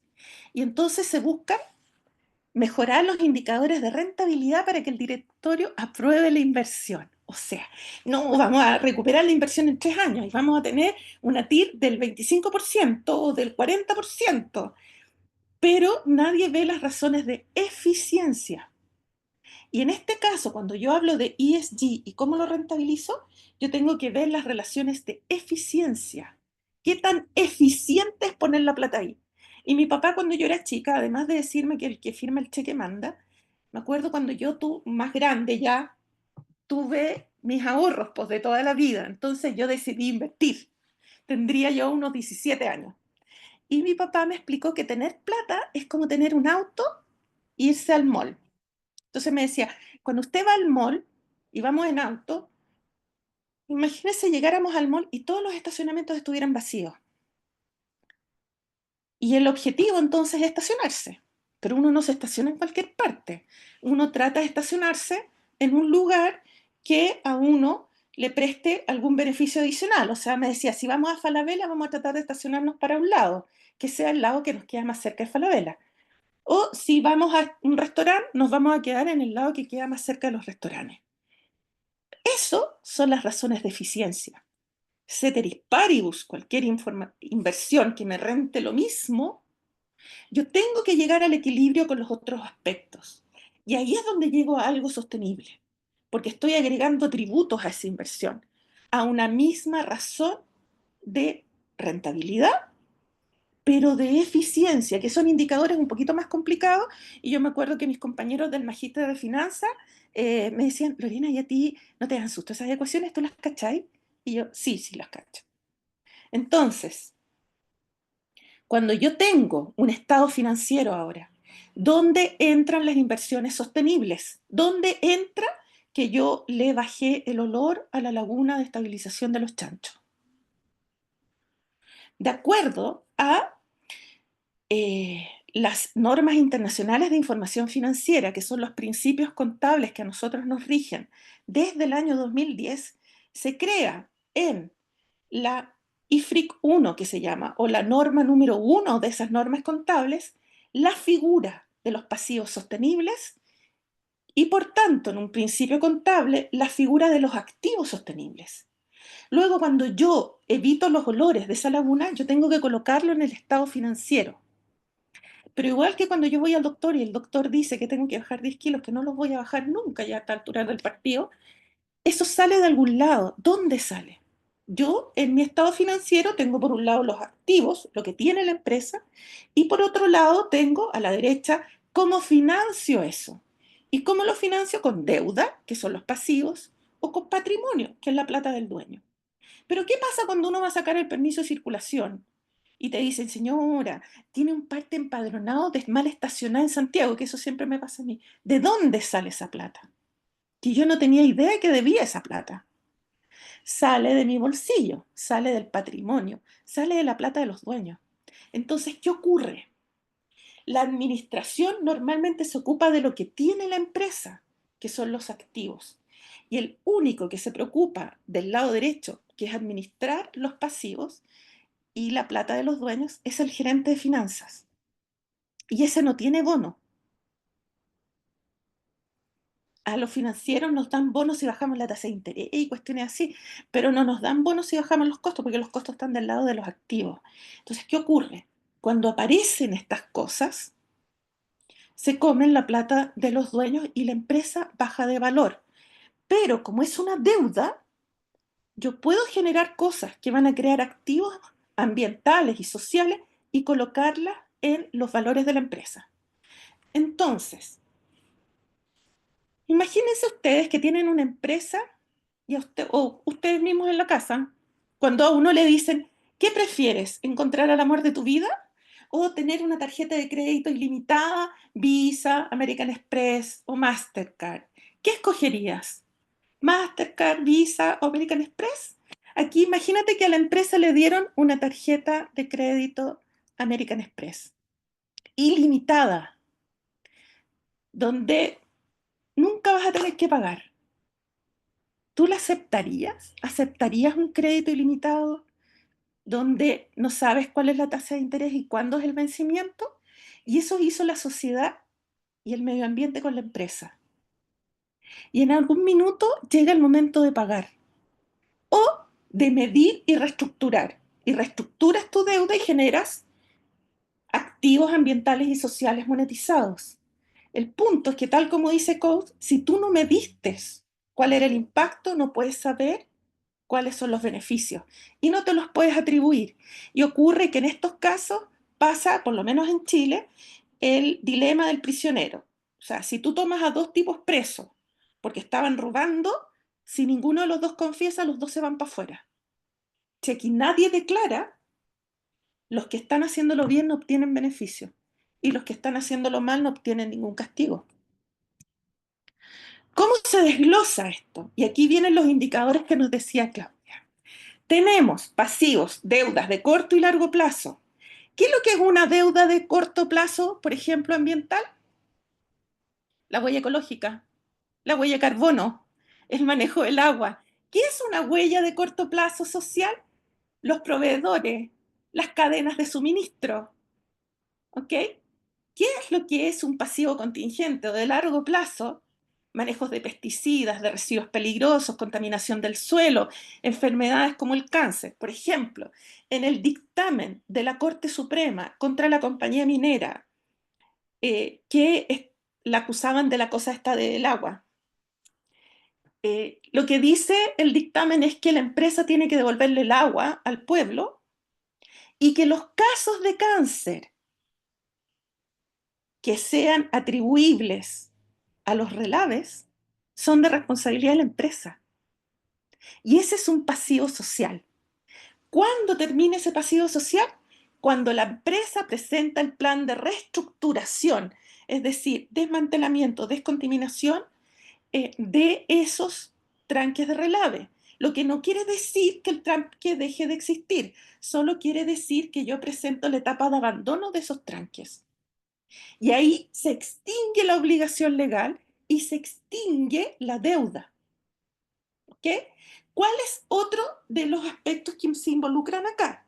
En el costo del financiamiento vamos a tener los sistemas de manejo ambiental y social, las condiciones de trabajo, el manejo de la contaminación, ya sea a través de reducción de la contaminación, producción limpia u otro, salud y seguridad de la comunidad, género, cambio climático, adquisición de la tierra y reasentamientos involuntarios, por ejemplo, cuando fue la construcción de la central Ralco, que hubo problemas con los indígenas porque se tocaban, se inundaban cementerios indígenas, que es el último punto, pueblos indígenas y herencia cultural, y la conservación de la biodiversidad y el uso de los recursos naturales. ¿Cómo funciona esto? Este es el que yo hice para Paraguay a todo esto, Paulina.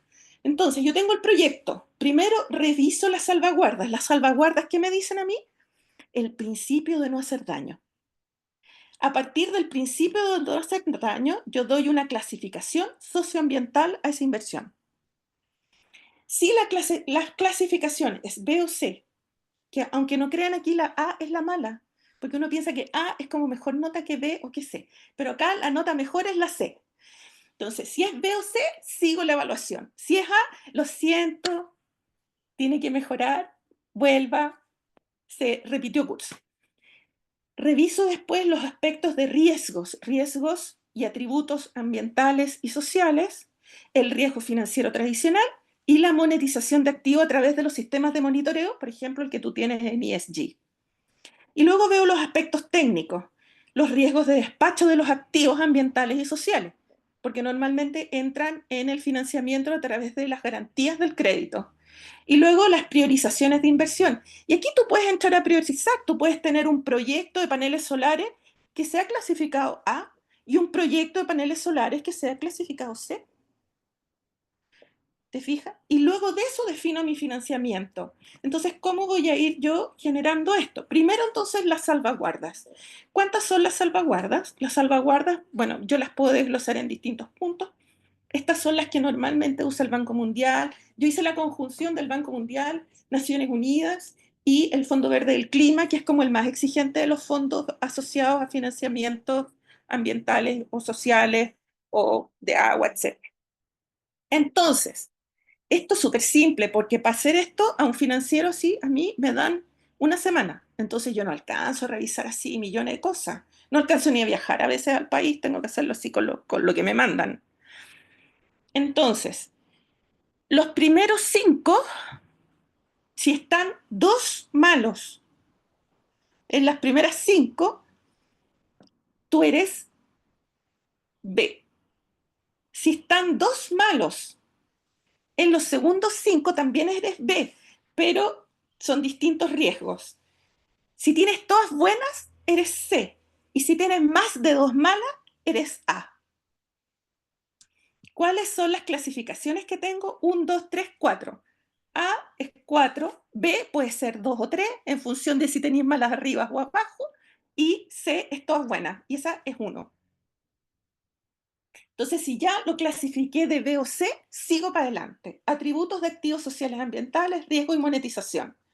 ¿Cómo lo veo esto? Aquí está. Riesgo país, por ejemplo, Chile 2.2. Riesgo del negocio desapalancado, por ejemplo, negocio eléctrico, Ecuador 17%. Riesgo del titular y riesgo socioambiental, y ahí va 1, 2, 3, 4. Entonces, donde entran los aspectos sociales y ambientales en la creación de valor es ahí, y es un riesgo multiplicativo. O sea, yo puedo llegar, yo me acuerdo que tuve una vez hace como 10 años atrás, no, fue justo después del terremoto, de haber sido 2011, con un señor que era el gerente corporativo de Administración y Finanzas de Codelco, ahí en Santiago. Y entonces esto fue porque una compañera mía del magíster estaba ahí en un cargo ahí en esa empresa. Espérate que voy a prender la luz porque está como muy oscuro.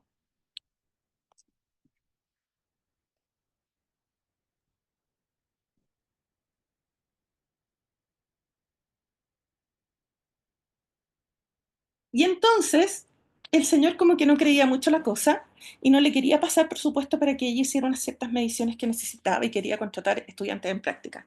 Entonces yo le dije, ¿usted ha pedido algún crédito de más de esta cantidad de millones de dólares recientemente? Y me quedo mirando así como cara de lo que está preguntando esta cabra. Y en eso le dije, ¿y le han hecho esta pregunta? ¿Y esta otra pregunta? ¿Y esta otra pregunta? ¿Sí? Entonces la tasa del crédito fue tanto. Y me dijo, sí, ¿cómo sabe? Ah, porque le estaban haciendo la evaluación de riesgo socioambiental. Entonces usted salió con riesgo, había salido con riesgo 3. Así que su tasa tiene que ser esta, pero podría mejorarla. Ahora, si usted le plaza a ella la plata, la va a poder mejorar y le va a quedar en tanto. Y me dijo, ¿y por qué ella no me explicó eso? Porque ella estaba en el MBA y yo en el magíster de finanzas. Entonces, ¿cuál es el tema? Si nosotros no sabemos explicar en el idioma que la persona conoce las cosas, difícilmente va a solucionarlas. Dígame, Sí, justamente me era queda un del beta, minuto. ya ¿Mm? era del beta del que estáis hablando, ¿cierto? Porque todos los otros betas son como conocidos. El beta Sí. es de... Ya, perfecto. Ya. Ahora, yo tengo todos los betas desapalancados de todos los rubros, ¿ah? Por si acaso, por si los No, pues necesita. claro, me imagino, pero era para Sí, saber, no. Sí, gracias. sí. Entonces, ¿qué ocurre? Y después calculó el WACC con eso. Sí. Entonces, ¿qué ocurre? Que en una iniciativa productiva que incluye aspectos sociales ambientales, que cuando tú los ves, porque yo vi las otras presentaciones, es como que esto se va abriendo, se va abriendo, se va abriendo, y tú decís, ¿cómo lo hago? ¿Cómo lo calculo? Es como que yo te dijera pajarito más arbolito, más pueblo indígena y artesanía, más la melisa y la manzanilla, igual plata. Entonces, existen distintas medidas y aquí yo hago el ejemplo con el costo social de carbono, porque la gente está midiendo la huella de carbono y como que no sabe dónde va. Yo tengo varias medidas. Por ejemplo, el país tiene que gastar $189 por cada tonelada, el país Chile, digamos, tiene que gastar $189 por cada tonelada de dióxido de carbono equivalente para cumplir las metas del Acuerdo de París. Entonces, eso implica, si yo reduzco entonces, yo persona, empresa, una tonelada de dióxido de carbono equivalente, le estoy ahorrando al Estado $189. Luego hay una utilidad, una creación de Producto Interno Bruto, si ellos me financian a mí, en vez de financiar a otro que está emitiendo como loco. Desde un punto de vista social, cada tonelada de dióxido de carbono equivalente genera una reducción en el bienestar de las personas. Si alguien cree que eso no es cierto, le puede ir a preguntar a las señoras que se les quemó su casa acá en la quinta región, o a los que se inundaron hace como 3 años en las inundaciones del sur. Cada tonelada de dióxido de carbono que se reduce genera $160 de Producto Interno Local. Y entonces ahí tú tienes un beneficio para la comunidad, un beneficio en términos del nivel de vida de las personas, además del cuento ambiental que significa. Desde un punto de vista de cómo crece el pasivo social ha crecido en Chile en estos últimos 10 años aproximadamente 12 veces, desde $4 por cada tonelada hasta $63 por cada tonelada. Desde el punto de vista del Producto Interno Bruto, en los últimos 10 años ha crecido desde $100 por tonelada a $189 por tonelada. Y eso nos da una medida de cómo lo puedes colocar, ¿te fijas? Desde un punto de vista, por ejemplo, de la biodiversidad, cada hectárea de recursos naturales que entra a la economía en Chile genera $51.000. Luego, cada hectárea que yo reduzco por haber incluido materias secundarias que vengan de economía circular, van a ahorrar $51.000 de recursos naturales que quedan disponibles para la economía. Si yo genero más riqueza con esa hectárea de recursos naturales, voy a generar entonces una mayor eficiencia en el uso de los recursos y estoy siendo rentable desde un punto de vista ambiental porque estoy creando mayor riqueza desde un punto de vista del medio ambiente.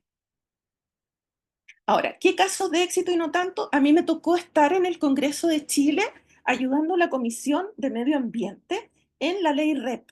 Y en esa época, el primer punto que tocamos fue los neumáticos, ¿ya? Y en ese momento lo que se vio era que en Chile, por ejemplo, nosotros teníamos menos de 20 marcas de neumáticos hasta un cierto año y luego empezaron a entrar marcas que venían del Medio Oriente a través de acuerdos comerciales que hicimos con ese gran país del Medio Oriente, pero que tenían una vida útil menor, porque eran de menor calidad. Y entonces estábamos, como quien dice, importando basura. En esa época yo aprendí de todo de los neumáticos, porque yo sabía que los neumáticos eran negros, tenían un hoyo al medio y necesitaba 4 para el auto. Y como yo vivo aquí en Reñaca y en esa época habían un montón de caminos de tierra, yo vivía con los neumáticos pinchados. Yo creo que me hice accionista de las marcas de neumáticos. Bueno, la cuestión es que el neumático tiene una tela, bueno, tiene un casco, que es como lo que ustedes ven adentro, y la banda, que es lo que nosotros vemos, como los dibujitos. Y el casco tiene caucho, tiene tela y tiene acero. La cantidad de tiempo que te sirve el neumático depende del casco, porque las marcas buenas de neumático, cosa que yo no tenía idea, preparan el neumático para tener 6 vidas. Es decir, que si se te gasta la banda, que es lo que nos pasa a nosotros, le pueden pegar otra banda. O sea, le raspan esa, queda el casco y le pegan otra. Y eso para mí fue, yo dije, oye, wow, yo he aprendido mucho trabajando en lo que yo trabajo. Yo he visto de todo. Entonces, para producir un neumático nuevo se necesitan 22 galones de petróleo, además del caucho, el acero y las telas. Pero raspando esa banda y pegándole una nueva, estoy gastando 14 litros de petróleo o 12 kilos de petróleo. Y eso me genera un ahorro neto, que son 59 kilos de petróleo. Y esos son entre 1,3 y 2,2 kilos de dióxido de carbono equivalente por cada kilo de banda que yo aplicaba. Y entonces había un ahorro, hay un activo neto que es 10 veces superior al pasivo generado. Porque nadie está diciendo que reciclar es la panacea. Reitero, nosotros no buscamos no contaminar, buscamos que haya un punto de equilibrio. En este caso, para este efecto, ellos estaban produciendo 10 veces más activos ambientales y sociales que pasivos ambientales y sociales, porque el nivel, ellos producían $120 por cada por una cantidad de producción que eran 1.000 neumáticos al mes, producían $120 de Producto Interno Bruto por cada neumático que estaban produciendo, porque esto era economía local, se activaba mucho la economía local. Y entonces, ¿qué ocurrió? Se hizo un detalle, ¿te fijas? O sea, no es que uno hacía el voleo, saca la cosa.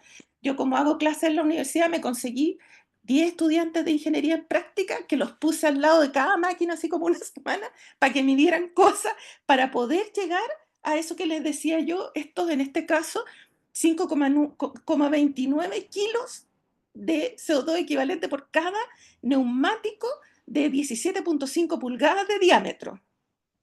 Y eso generaba un ahorro neto anual de 30.000 toneladas de dióxido de carbono equivalente por las 10 empresas que firmaron un acuerdo de producción limpia, $1.900.000 en mejoras de bienestar social, 5.670.000 en reducción de PIB invertido y $4.800.000 de beneficios del PIB local. Y entonces, ¿qué se hizo? Se hizo un incentivo económico. Y eso es lo que yo diseño cuando calculo todo esto, diseño los incentivos económicos. Entonces el Estado apoyó a ese gremio de los neumáticos, los importadores, recicladores y reencauchadores de neumáticos, e hizo una norma. Entonces los ayudó a estandarizarse, a medir, y el Estado se quedaba con el CO2, negociaron 80-20, las empresas se quedaban con 20% del CO2 que podían vender, y en pago al Estado le pagaron con CO2. ¿Por qué? Porque el Estado, gracias a ellos, se reducía ganaba $5 millones por prestarles 40 millones de pesos. Y estos son $5 millones al año. ¿Eh?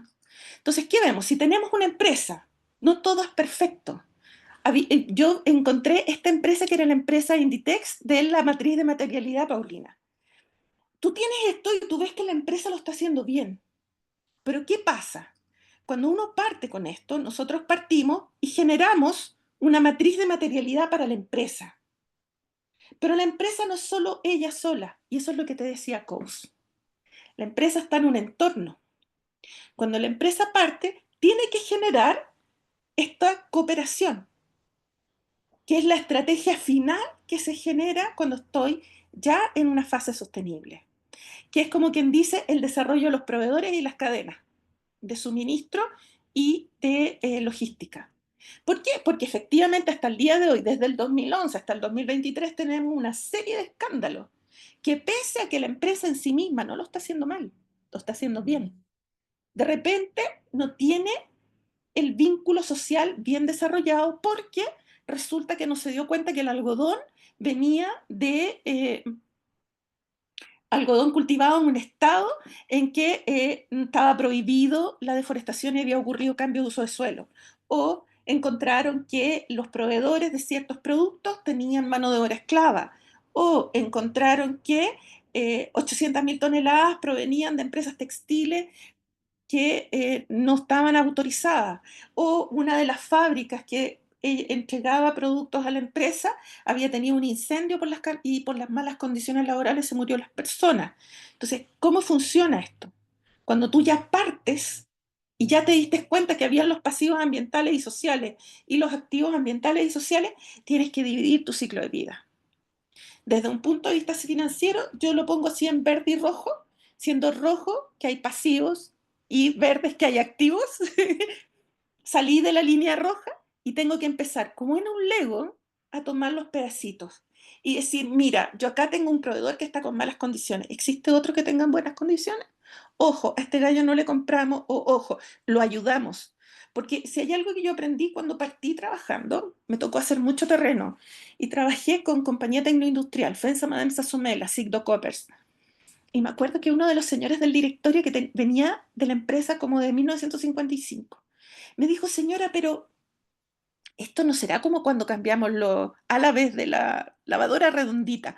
La lavadora redondita tiene un motor así que da vuelta, digamos, y tiene unos álabes, o sea, como una cuestión que agarra el motor. Y en el tiempo de la UP, como no había nada, ellos se quedaron sin los álabes que eran alemanes. Y tuvieron que comprarle, y un señor así como el caballero del lado, así como quien dice, les dijo, no se preocupe que nosotros le hacemos los álabes. Y le empezaron a comprar a ese señor. Y ocurrió que los álabes no eran tan buenos como los alemanes, se soltaba el motor, llegaron a vender como 100 lavadoras que se elevaban, volaban las lavadoras. Entonces, eh, efectivamente, cuando tienes ese tema, ese señor era el único que les podía dar los alabes en ese periodo de tiempo. No podían cortarlo, no había la alternativa. Había entonces que ayudar al señor, a que el señor mejorara, para poder mantenerlo en la cadena y entonces crear mejor valor y no depender de estos alabes alemanes. Entonces, cuando tú tienes ese tema, tienes que empezar a analizar el ciclo, ver lo que vas a sacar y apoyar a los que pueden desarrollarse. Y eso también crea valor. Otro ejemplo que puse, que los dejé aquí cortitos, es cómo entras entonces en el mercado de los bonos. Los bonos son deuda. Entonces, yo cuando estoy haciendo ESG voy a generar activos ambientales y activos sociales. Existe gente en el mundo que anda buscando esas cosas y pueden querer comprarme a mí, por ejemplo, mis bonos de carbono, o comprarme a mí mis bonos sociales, o comprarme a mí mis servicios ambientales porque yo tengo un bosque con la biodiversidad más biodiversa del mundo. Pero también puedo financiarme, y financiarme es un bono. Existen los bonos azules, que son asociados a agua, los bonos naranjos, que son de economía circular, los bonos verdes, que es cambio climático, los bonos sostenibles, que abarcan dos aspectos de los tres aspectos. Puede ser social con ambiental, puede ser cambio climático con social, puede ser social con ambiental. Y también existen los bonos ESG como un todo, los Sustainable Linked Bonds, donde ahí puedo abarcar cualquier aspecto con un indicador preciso. Por ejemplo, Chile hoy día tiene el 28.8% de su deuda en bonos asociados a algo sostenible. Y el último que lanzamos, que fue el primero de su tipo en el mundo, es el Sustainable Linked Bond a género, donde el país comprometió 50% de los directorios mujeres y eso nos implicó una reducción de la tasa de interés de la deuda externa. En este caso estamos hablando de generar inversiones ambientales importantes contra pago de deuda, que es algo que se usaba desde los 80, pero que ahora se reflotó, que es el Debt for Nature Swap. En este caso es la deuda de Ecuador, que durante el 2021, a través de The Nature Conservancy, que es una ONG, hicieron entonces un intercambio de deuda con Credit Suisse, donde hubo un ahorro de 656 millones de dólares y se crea entonces un fondo de conservación con los 1.100 millones de dólares que ellos ahorraron en el pago de deuda para conservación del mar que está rodeando las Islas Galápagos. Lo mismo hizo Belice. Belice hizo un intercambio de deuda su intercambio era por 553 millones de dólares, ellos generan entonces un ahorro de 200 millones de dólares y el repago fue en un fondo de 107 millones de dólares para la conservación del mar de Belice, con proyectos de pesca, etcétera, etcétera. Eso, gracias. ¿Puedo hablar?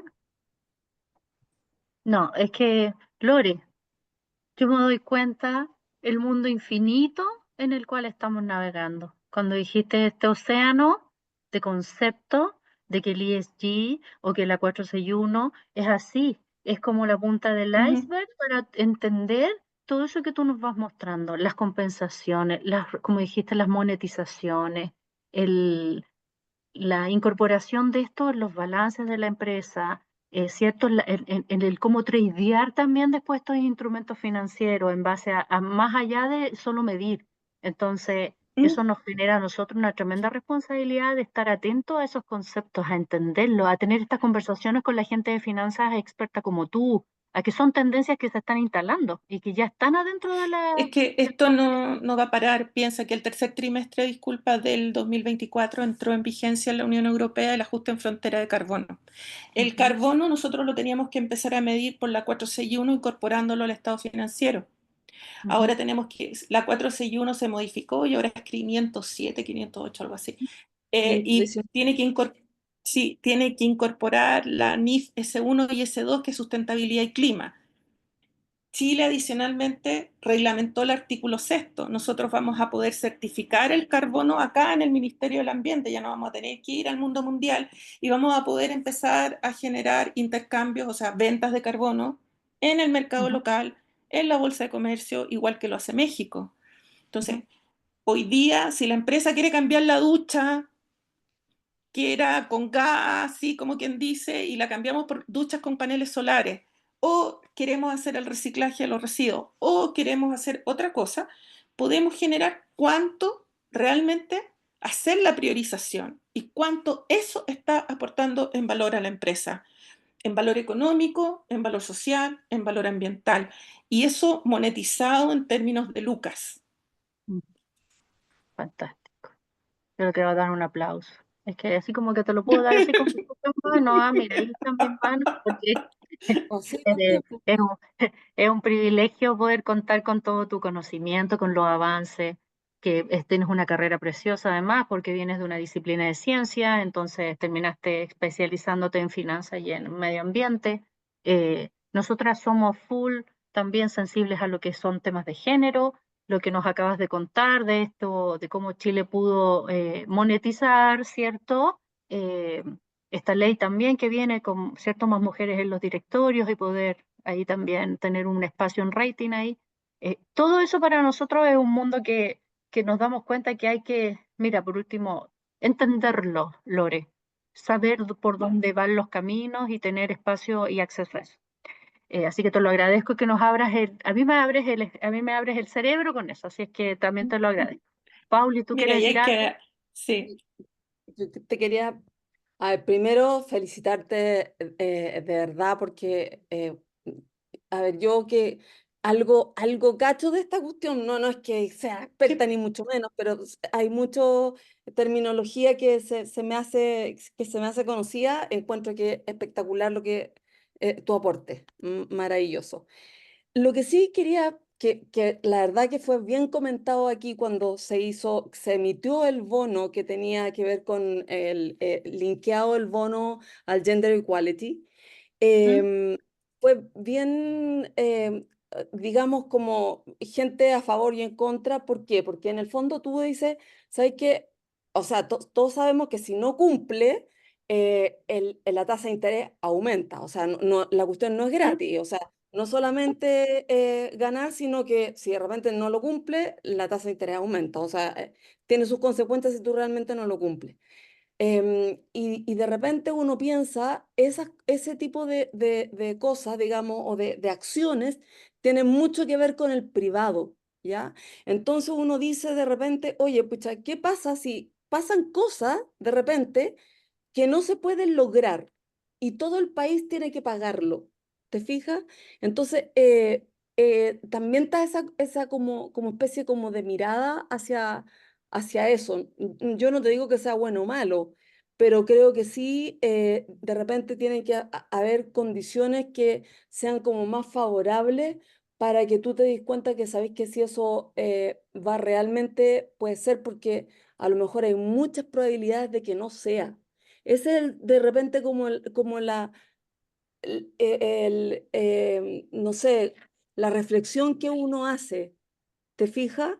Entonces, encuentro loable que se haga y que un país como que trate de traccionar esto y de llevarlo a cabo, ¿cierto? Porque eso es lo que queremos, que un país entero vaya en pos de la descarbonización, por decirlo de alguna forma, ¿cierto?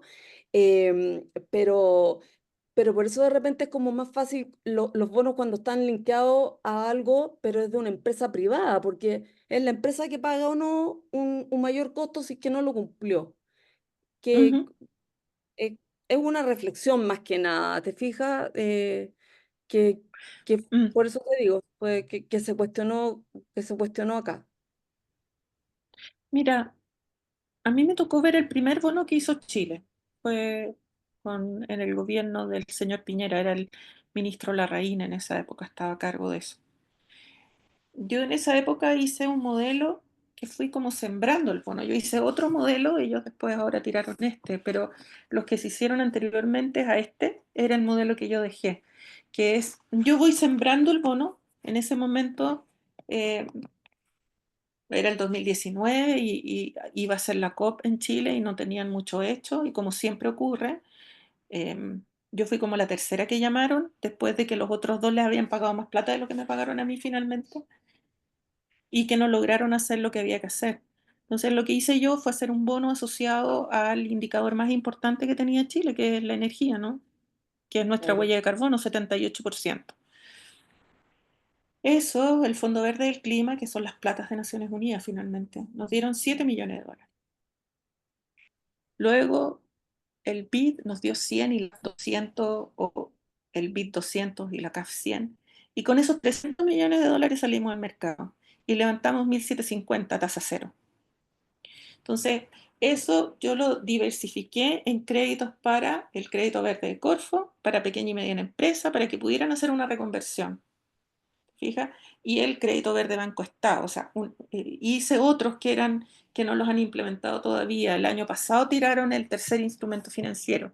Entonces, yo tengo una visión que es una visión mucho más, te diría yo, colaborativa, no impositiva, ¿ok? Exactamente. Mi visión, y se nota mucho en esos instrumentos que yo diseñé, o sea, yo no diseñé para aquella persona que tiene, ni siquiera para uno, digamos, yo no diseñé para la persona que tiene una tarjeta de crédito con 3 millones de pesos y puede ir al home center a comprarse un panel solar.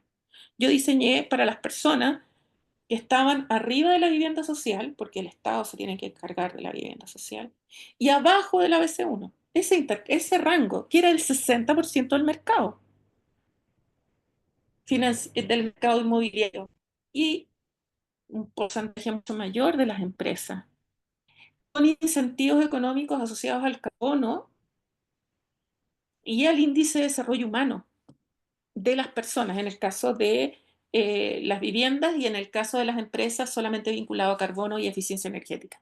Entonces, ¿qué ocurre? Que con eso tú movilizas en positivo.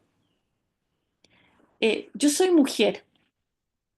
En el último trabajo que tuve en el organismo que da las directrices para el mundo mundial, eh, que yo siempre lo cuento porque yo me asombré, yo no lo supe, a mí me lo contaron posteriormente. Me llamaron, quedé para la última entrevista, me dijeron que me iban a hacer una prueba de conocimientos, así como los conocimientos específicos. Yo no daba una prueba de conocimientos así, ponte tú, desde 1984 que di la prueba de actitud académica. Y ya, y quedé en el trabajo. Y me fui a Paraguay por 3 años. Y después, cuando yo llegué a Paraguay, es raro ver financieros mujeres haciendo cosas como de ese nivel, ¿no? Y Puesto. preguntaron por qué no había quedado el otro, y yo no sabía cuál era el otro, entonces me dijeron el nombre, y claro, es un chico que yo conozco que estaba en México, que yo ya le he ganado en otras ocasiones. Y cuando no me pude venir a Chile a hacer el desarrollo del tercer instrumento financiero, yo lo recomendé a él. Pero él tiene, yo tengo 56, salí al mercado a los 21 años, yo ya llevo 35 años de carrera. Llevo más de 20 años desde el 98 en finanzas sostenibles y desde el 2001 en finanzas climáticas. Soy auditor clase A senior de Naciones Unidas para varias metodologías de cambio climático, para 5. Entonces, mi jefe de Paraguay dijo, no, es que la diferencia en los currículum era así, pero la cantidad de pago era la misma. Mm. ¿Te das cuenta? Si tú en el mundo mundial todavía pasan esas cosas, todavía contratan primero a un hombre que tiene las mismas capacidades que una mujer, o contratan a la mujer, pero porque el hombre que sigue está muy abajo, es difícil generar acciones propositivas y de conjunto para algo como reemplazar los directorios, cuando en un país como el nuestro, que es de avanzada, con mujeres como las que tenemos en Chile, todavía hay muchas empresas. Yo te diría que por lo menos el 40% de las empresas, de la gran empresa, todavía no tiene mujeres en cargos directivos. Entonces, generar ese cambio tan abrupto es difícil. Yo concuerdo contigo. Sin embargo, me imagino yo, porque yo no estuve ahí, yo le tengo mucho respeto a Mario Marcel, encuentro que lo está haciendo bien, que ha sido una voz de estabilidad en el país, que generó un cambio de deuda cara por deuda barata muy interesante. Por algo lo habrá hecho. Yo recuerdo cuando yo hice el bono, que yo les bajé, la tasa era 2,2 y los dejé en 0,83. Entonces, imagino que lo que hizo, porque yo no he visto el modelo financiero, tiene que haber generado una escala. Y los Probable. indicadores probablemente, o sea, no creo que se haya arriesgado a que la cuestión Claro, se le escapara. se disparara, así Sí, es que no se cumplía, claro, sí. Ah, claro, sí. ahora, tú tienes que pensar que hay un factor, que es el factor de las mujeres de Chile. Yo cuando estaba en México, en una reunión, mi contraparte le dijo al señor, que era Nacional Financiera, que era como la Corfo, pero ya es como que ellos prestan plata igual. Entonces, el niño que estaba ahí, yo me di cuenta que él no sabía calcular riesgo financiero, o sea, riesgo social, y cómo incorporarlo en el riesgo financiero. Solo lo había hecho para energía, no conocía cómo hacerlo en otras áreas. Entonces yo lo quedé mirando y él hablaba, hablaba, hablaba, y yo lo escuchaba y yo decía, esto no puede ser, no puede ser, no puede ser. Y estaba ahí el gerente del área, estaba él, el chico ambiental, y yo le dije, disculpa, pero no me vas a decir que solo se calcula riesgo energético, porque esto es de esta otra área. Y el chico se puso colorado y el jefe lo miró. Y entonces el doctor Gilberto, que era mi contraparte en México, le dice, como puede ver usted, estamos bien asesorados, porque ya lo dice el dicho, que hay que tener cuidado con el amigo de un cierto país que está al norte nuestro, con la justicia del país que está al ladito, ambos países han tenido guerras con nosotros, y con la mujer chilena. Entonces, si en Chile no lo podemos hacer, no lo van a hacer en Latinoamérica, porque nosotras somos famosas en Latinoamérica por ser mujeres fuertes Claro, y sí. empoderadas. Yo lo veo complejo y yo, tal como te digo, soy más propositiva. Yo creo que en el mundo estamos terminando una fase de la humanidad de un mal experimento liderado por hombres. Y es hora que empecemos el experimento liderado por mujeres y ver qué pasa. Así es. Mm.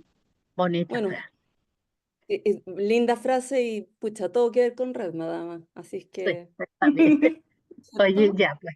Yo, mira, como todos te aplauden ahí, Lore, esa frase va a quedar para el bronce, así que se me la grabaron. La Bea nos quería tomar una fotito ahí a todas las que Ah, ya. estamos, para que también tú la tengas para las redes sociales, porque este es un grupo de mujeres muy movilizadas para el Si tema de alguien género. más quiere prender su pantalla, Porque pocas 1, 2, prendí. 3. La Lore Ya. León está por ahí, ¿ya? La Paulita. Ahí estamos, chiquillas. Muchas gracias, Bea. A Muchas ustedes. gracias, Lorena. Gracias a las asistentes.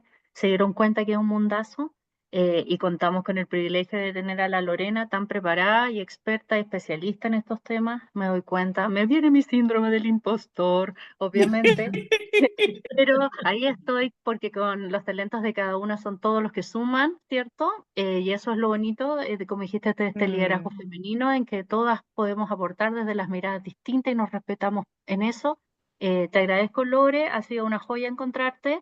Gracias, Pauli, también por pucha, el impulso de haber tenido estos 3 talleres y desearles buena noche a todas, ¿o no?